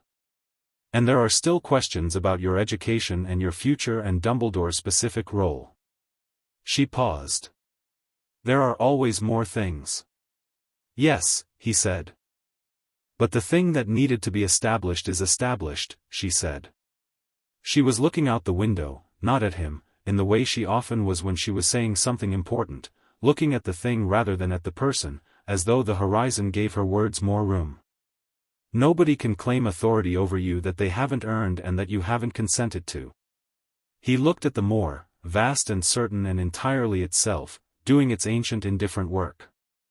"Is that what this was about?" he asked. "For you?" She was quiet for a moment. "Nobody gave me a good reason why people with power should be allowed to use it on people without power just because they've decided it's for the best," she said. "The reasons they give are always about the people doing the deciding. Never about the people it's being decided for." She finally looked at him, with her steady dark eyes. "You deserve to be asked." "Nobody ever asked me anything," he said.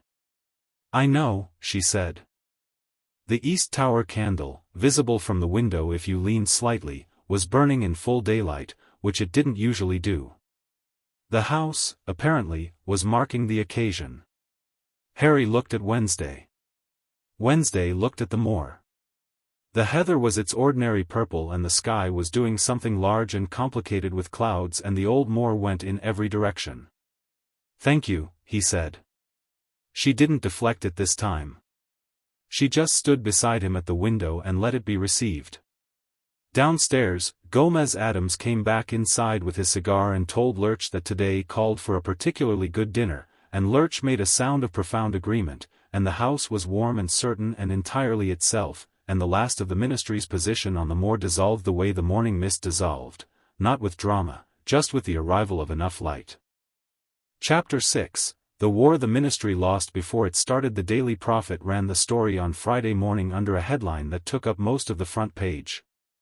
Cornelius Fudge read it at his desk at 6:45 in the morning, before anyone else arrived, which was how he preferred to receive bad news, alone, so that the expression on his face was a private event. The expression he was currently making was not one he would have wanted anyone to see. The headline was, "The Boy in the Cupboard, Ministry's Decade of Neglect." Below it, in smaller text, ICW correspondence reveals sovereignty question. Full ward analysis attached. 7-year-old Addams girl breaks ministry's legal case in 17 pages.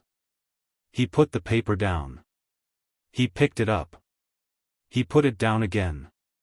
His office fire roared to life as an urgent memo arrived, the first of what would become, in the next 3 hours, 47 memos in ascending order of alarm. The first was from Dawlish. The second was from his press office. The third was from the Confederation's British liaison. The fourth was from 4 members of the Wisingamot, collectively, which was the magical equivalent of a building's foundation sending you a personal complaint. He didn't read past the fourth. He sat very still for a moment, with the fire crackling and the memos accumulating like snow, and he thought about the shape of the situation with the clarity that only arrives when everything else has failed and the actual thing is standing in front of you without its coat on. He had sent orders without jurisdiction. He had attempted ward-breaking on property belonging to a sovereign magical interest. He had, in the process of trying to manage a situation that had originally been simply unusual, created a public record of ministry incompetence that stretched back 6 years and implicated everyone from the Auror office to the Magical Guardianship Board to the office of the Chief Warlock. Dumbledore's signed ward analysis had been attached to Wednesday Addams' press letters in full. Dumbledore, his most reliable institutional ally, his most authoritative voice in any crisis, had voluntarily and formally documented that the Ministry's primary justification for Harry Potter's guardianship arrangement was based on a misreading of the original ward architecture. Dumbledore had, in 6 pages of impeccable magical scholarship, dismantled the argument Fudge had been planning to stand behind. The morning was not going well. Umbridge knocked and entered with the careful step of someone who had read the paper before coming in and had decided the best available strategy was to be very efficiently sympathetic. She had the folder of overnight correspondence and her wand and her habitually pleasant expression, which was working harder than usual. "Minister," she said. "Not now, Dolores. The Wisingamot liaison is asking for a meeting before 10, she said. "And the ICW representative has requested," I said. "Not now." She put the correspondence on his desk and left. The door clicked shut with the specific quietness of someone who is very deliberately not slamming it. Fudge sat alone with the 47 memos and the Daily Prophet and thought, for the first time with something like clarity, about what he had done. He had declared war on a family that had a 1689 designation and lawyers in 6 countries and a 7-year-old who had been 3 moves ahead of his entire department since before he'd known they existed, and he had done it because a small boy was in the wrong house and he hadn't wanted the complexity of addressing it. He reached for a piece of parchment. He began to write. The ICW Confederation ruling came down at 11 that morning, 40 minutes earlier than expected. Wednesday was in the library when the Crow brought it, a formal scroll, not a letter, sealed with the ICW's triple seal in deep blue wax. She opened it with the careful precision she applied to important documents and read it standing at the library table, then set it down and stood with her hands flat on the table for a moment. Harry was across the table. He'd seen the Crow arrive. He watched her face. She looked up. "We won," she said. Not triumphantly. Not with any change in expression at all, really, just the clean, simple delivery of information that had been expected, stated as fact rather than celebrated, the way you state that the calculation came out correctly. "What does it say specifically?" Harry asked. She picked up the scroll.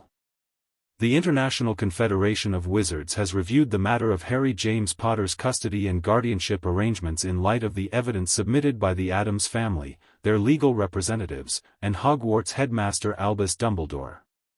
The Confederation finds as follows, she read faster, condensing as she went. British Ministry has no jurisdiction. Sovereign magical interest designation confirmed active and applicable. Current arrangements with the Addams family are not subject to ministry override. Ward portability is formally recognized as legally significant. The ministry is instructed to cease interference. She lowered the scroll. And then a section about procedural penalties for the unauthorized ward-breaking attempt, which are significant but not criminal. "What about Fudge?" "That's a separate process," she said. The Wisingamot handles ministry leadership accountability. That's not our filing. That's what the 47 memos he got this morning are about. Harry looked at the scroll in her hand. The blue seal. The formal weight of it. He thought about Wednesday writing letters in the East Tower in the dark, weeks before they'd arrived in Surrey, preparing for wrongness as a default. You knew all of this was going to happen, he said. Not specifically. But the shape of it. I knew someone had put a frightened magical child in a Muggle suburb and locked his power down, she said. I knew that meant there was an institution behind it with reasons, and institutions with reasons are always protecting something, and when institutions protect things they use their authority, and authority used without accountability eventually overreaches. She set the scroll down. The sequence is predictable. The only variable was timing. And you controlled the timing. We controlled the timing, she said. She met his eyes. You identified the right moment last night. The ward demonstration. I'd been watching for it and you found it first. He thought about that. About standing in the stone circle with the evening sky and the old ambient magic and his mother's ward traveling with him, portable and permanent, and Dumbledore's face when he confirmed it. I want to be at the Wizengamot hearing, Harry said. When they deal with Fudge. Wednesday looked at him. That will happen in weeks, not days. I know, he said. I'm not going anywhere. She held his gaze for a moment, and then she said, I'll research the procedure for non-ministry witnesses. Wednesday, Morticia said from the doorway, which neither of them had noticed her appear in, because Morticia's arrivals were always simultaneous with being necessary. Dumbledore is here.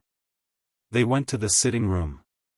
Dumbledore had come again without announcement, which meant he'd been in the area, which meant he'd been waiting for the Confederation ruling and had come immediately after. He was already seated when they arrived, not by presumption, Harry thought, but by Gomez's insistence, which Gomez delivered with the warmth of a man who genuinely found hospitality an important art and applied it to everyone equally, regardless of what was between them. Dumbledore looked tired in a way he hadn't yesterday.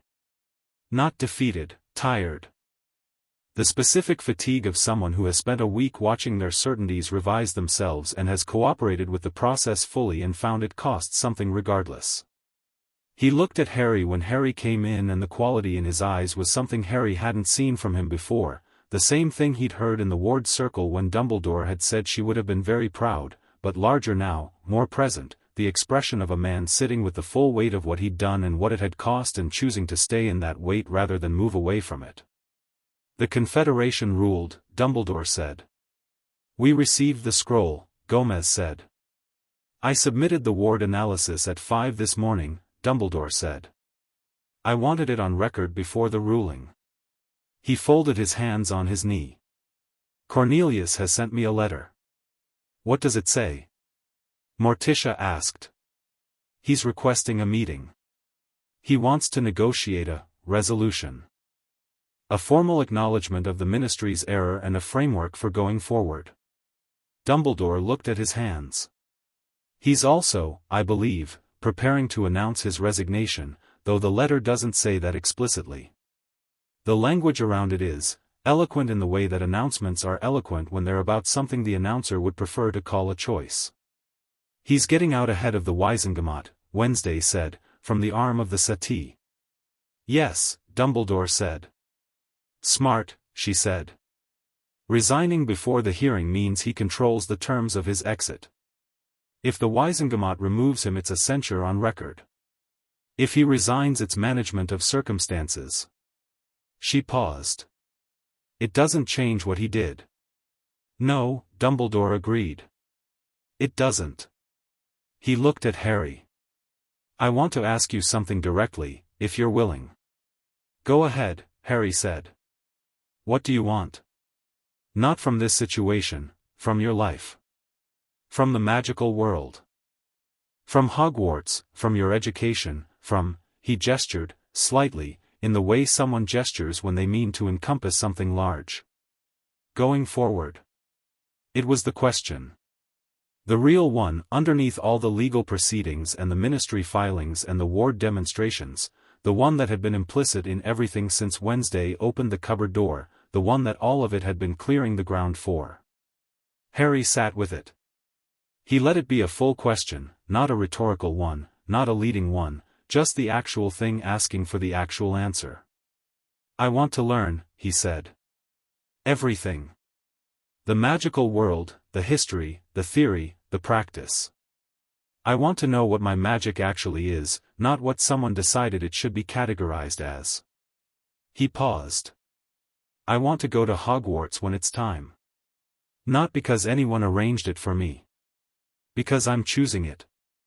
He looked at Dumbledore. "I want my future to be mine." "Yes," Dumbledore said. Simply, with the full weight of someone who means a single word entirely. "And I want the people who made decisions about my life without asking me to understand what they did," Harry said. "Not perform understanding. Actually understand. I won't know if they do. But I want it on record that it was asked for." Dumbledore was quiet for a moment. "I understand what I did," he said. "I understand it with a clarity I didn't have last week, and I will carry it." He met Harry's eyes. "I won't ask for forgiveness. That's not mine to ask for. I'll ask for the opportunity to do better." Harry looked at him for a long moment. At the tired, intelligent, immensely capable old man who had made a catastrophic error with the best intentions and had, in this week, demonstrated the rare and genuine capacity to look at the error directly without flinching away from it. "You can do better," Harry said. "Starting with Hogwarts. When I go, I want to know it's a school, not a management structure for whatever Dumbledore has decided I'm for." "It will be," Dumbledore said. "You have my word. For whatever my word is currently worth." "It's worth something," Harry said. "Less than it was. More than nothing." He paused. "That's accurate, I think." Dumbledore received this with the dignity of a man who knows precisely what he's been given and what it costs to give it. "Yes," he said. "That's accurate." They spent another hour talking. Dumbledore and Gomez, primarily, about the practical architecture of going forward, Harry's education in the intervening years before Hogwarts, the relationship between the Addams family and the magical world's institutions, the question of the Wizengamot proceedings. Morticia added things at specific, precise moments, as she always did, each contribution landing with the weight of something that had been fully considered before being offered. Wednesday listened and said little, which meant she was satisfied with the direction, because when Wednesday was unsatisfied she said exactly as many words as were required to correct the course. Harry was quiet for most of it. Not excluded, included, in the way the family included him, which was as a full participant who had the right to speak and the equal right to be silent. He watched Dumbledore across the room and thought about what it meant to be the most powerful magical mind in Britain and to also be a man who had put a child in a cupboard and called it strategy, and to sit now in the house of the family that had made the mistake visible and cooperate fully with the correction. It was, he decided, the most complicated feeling he'd had so far in his life, which he suspected was going to be a category that kept expanding. After Dumbledore left, the house was quiet in the particular way of something that has been holding a lot of weight and has just put it down. Pugsley emerged from the basement, finally, with the timing of someone who had been tracking events from below and had decided this was the moment that called for his presence. He had something in his hands, small, round, dark, and he set it on the kitchen table and looked at Harry with the uncomplicated friendliness that had characterized every interaction they'd had. "It's done," Pugsley said. "What is?" Harry asked. "The project." He gestured at the small dark object. "It's been running for 2 weeks. I wanted to finish it before everything got resolved." He looked at the object with the satisfaction of a craftsman viewing completed work. "It's a stabilizer. For ambient magic. It'll keep the stone circle's field consistent regardless of weather or seasonal variance." He looked at Harry. "I thought it might be useful. Since you work there." Harry looked at the object. At Pugsley, big, uncomplicated, deeply practical Pugsley, who had spent 2 weeks on an ambient magic stabilizer for the stone circle because his sister and Harry used it and usefulness was the form his affection took. "Thank you," Harry said. Pugsley shrugged, in the Addams way that meant of course, in the way that all Addams family expressions of care were delivered, as obvious, as given, as the natural state of things rather than something requiring acknowledgement. Wednesday came into the kitchen from the hallway and looked at the stabilizer, then at Pugsley, with an expression that was the most uncomplicated he'd ever seen on her face. "Good," she said. That was all. But from Wednesday, that was everything. Morticia made lunch.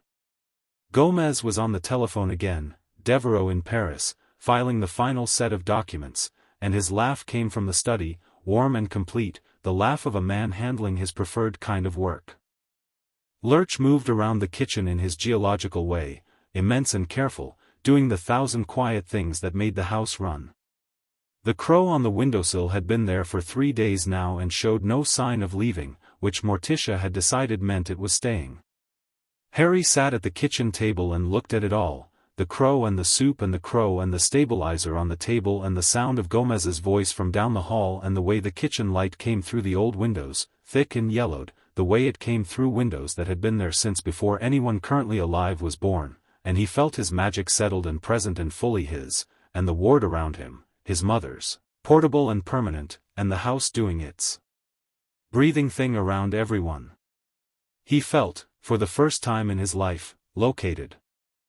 Not safe in the way that meant nothing could happen. The last week had comprehensively demonstrated that a great many things could happen and some of them would. Not protected in the way that meant someone else was handling everything. He'd been in every room, made every choice, said the no that mattered, found the right moment for the ward demonstration. Not happy in the simple, uncomplicated way the word was usually deployed. Located. Like a compass finding north. Like water finding level. Like the fossil stone in his pocket, ancient, dense, the compressed trace of something that had been alive, carried by someone who had found it on a moor and kept it because it was real. That was it. He was real. He had been real all along, but someone had done their level best to make him invisible to himself, and now that effort had failed comprehensively, publicly, and permanently, and he was standing in a kitchen in Yorkshire being real in the full, unqualified sense of the word, and it was not a small thing. "Harry," Morticia said, from the stove. He looked up. "Lunch in 10 minutes, she said, without looking away from the pot. Just the information, offered with the matter-of-fact warmth of a woman for whom feeding the people in her kitchen was a form of the thing she felt about them. "All right," he said. The afternoon arrived with the clean quality of things after decisions have been made. Harry and Wednesday went to the stone circle.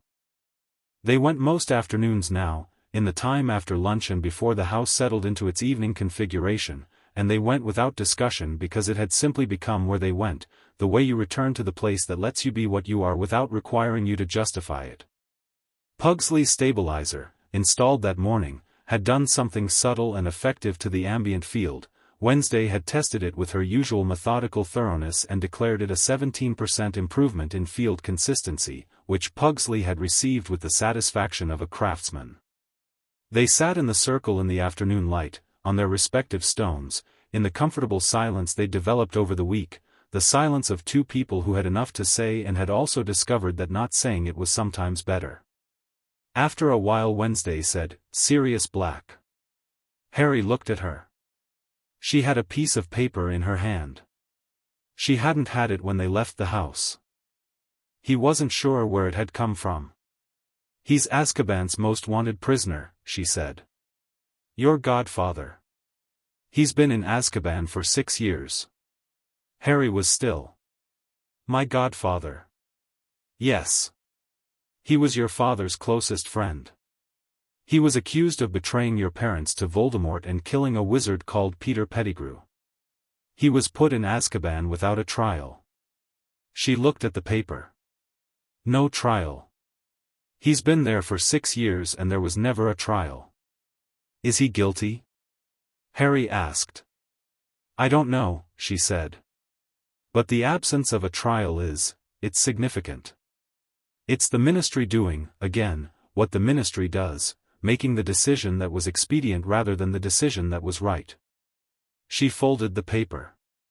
He's also been trying to escape, according to these records. Repeatedly. He's the only prisoner in Azkaban's history who has attempted escape more than 3 times. Where did you get those records? Harry asked. I wrote to the Azkaban administration using the Confederation designation, she said. They're required to provide access to any records relating to individuals connected to active Confederation cases. She paused. You're an active Confederation case. Sirius Black is connected to you. Harry turned this over. A godfather. His father's closest friend. In Azkaban for 6 years, without a trial, for a crime that may or may not have happened the way it was recorded. Another person shaped by what the ministry decided was true. We need to look into it, he said. Yes, she said. Not now. This is the next thing. The current thing is resolved. She looked at him. You can't fight everything at once. You fight what's in front of you and then you move to the next thing. But we are going to look into it. Yes, she said, with the certainty that everything she said had, the certainty of a plan already begun. He nodded. He looked at the stones, at the sky above the circle, at the moor going in every direction. Wednesday, he said. She looked at him. What do you want your life to look like, he said. Not from a situation. Your actual life. She considered him with the steadiness of someone who has been asked a real question and is giving it a real answer. She looked at the horizon for a moment, at the enormous sky, and then back at him. I want to know everything, she said.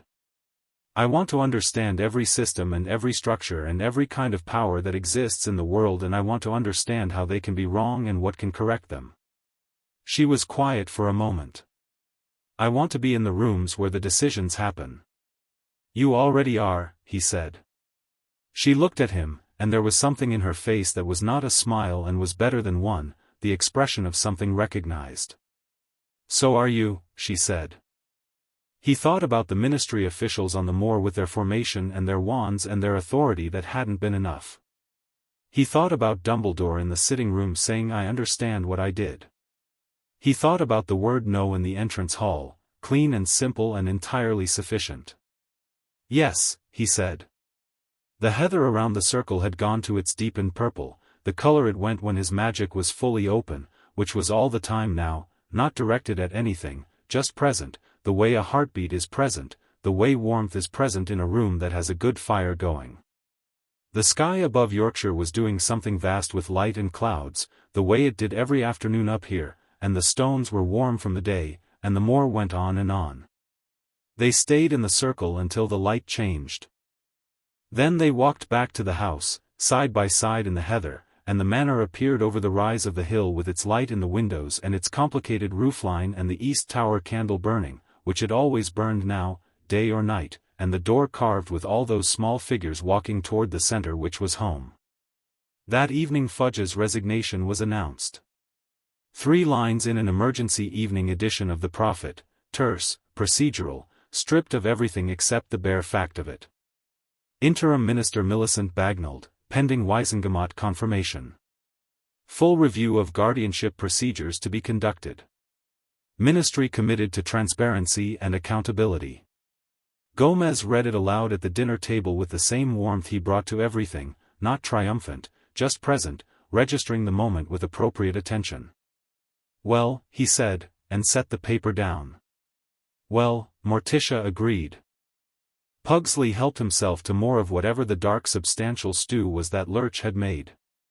The crow on the windowsill rearranged its feathers.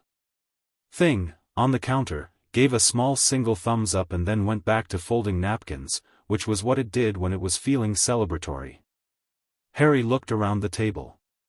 At Gomez with his cigar and his papers and his absolute, inexhaustible certainty.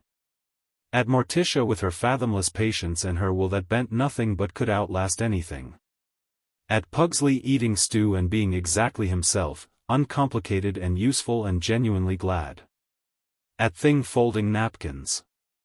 At Lurch somewhere in the warm part of the kitchen, vast and quiet, tending things. At Wednesday across the table, who was not looking at him but at the crow on the windowsill, and then at her soup, and then she looked up and found him looking at her and said, "Eat your dinner." He ate his dinner. After dinner, when the house was settling into its nighttime self, Harry took the fossil stone out of his pocket and set it on the writing desk in his room, upright between two books, where it could be seen. He looked at it for a moment, the compressed trace of something ancient, carried out of the moor by hand, sitting in lamplight in a room that had lit a candle for him before he arrived. He went to the window and looked at the moor and the sky, which was doing the thing it did on clear nights up here, more stars than seemed possible, layers of them, close and far and the ones in between, the whole enormous apparatus of the universe doing its remote and indifferent and somehow deeply reassuring work. Footsteps. The specific two-knock rhythm. "Come in," he said. Wednesday came in. She had a book, as she usually did at this hour, and she sat in the chair rather than the floor this time, which was a development, and she opened the book and then she looked up and said, "I'm going to tell you something and you're not going to make it into more than it is." He turned from the window. "All right." She looked at him with her dark, direct eyes. The lamplight caught the edge of her braids. Outside the Yorkshire sky was doing its enormous work. "I have never, before this week, spent time somewhere that felt like it was also mine," she said. "We travel.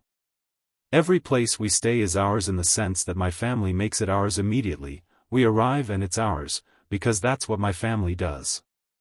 But this," she looked at the room, at the walls, at the moor through the window. "I mean this house. I mean this place. I mean this week." She looked back at him. "It's mine in a different way. Because you're in it." He stood at the window and held that. "That's what I meant," she said, "when I said I wanted to sit in the stone circle with you." She looked back at her book. "Now don't make it into more than it is." He turned back to the window. He looked at the stars for a moment, the layers of them, close and far and in between. "I won't," he said. "I know exactly what it is." She opened her book. He stayed at the window a while longer, looking at the moor and the enormous sky and the stars that had been there long before any of this and would be there long after, doing their indifferent work, which was its own kind of comfort, the comfort of things that are simply what they are, thoroughly and completely and without any need for it to be more than that. Behind him the lamp burned and Wednesday read and the house breathed around them both, warm and certain, the East Tower candle going in the window against the dark, steady and clear. Not a symbol. Not a ward. Not a variable in anyone's strategy. Just a light. Just a boy and a girl in a house on the moors, in a room that had opened every door for them, because that was what good houses did. And somewhere in the heather, the fossilized trace of something ancient holding the record of a life that had been there and mattered and was still, in the specific way of all things that were ever truly alive, present. The stars did their remote and faithful work. The house kept breathing. This was the beginning.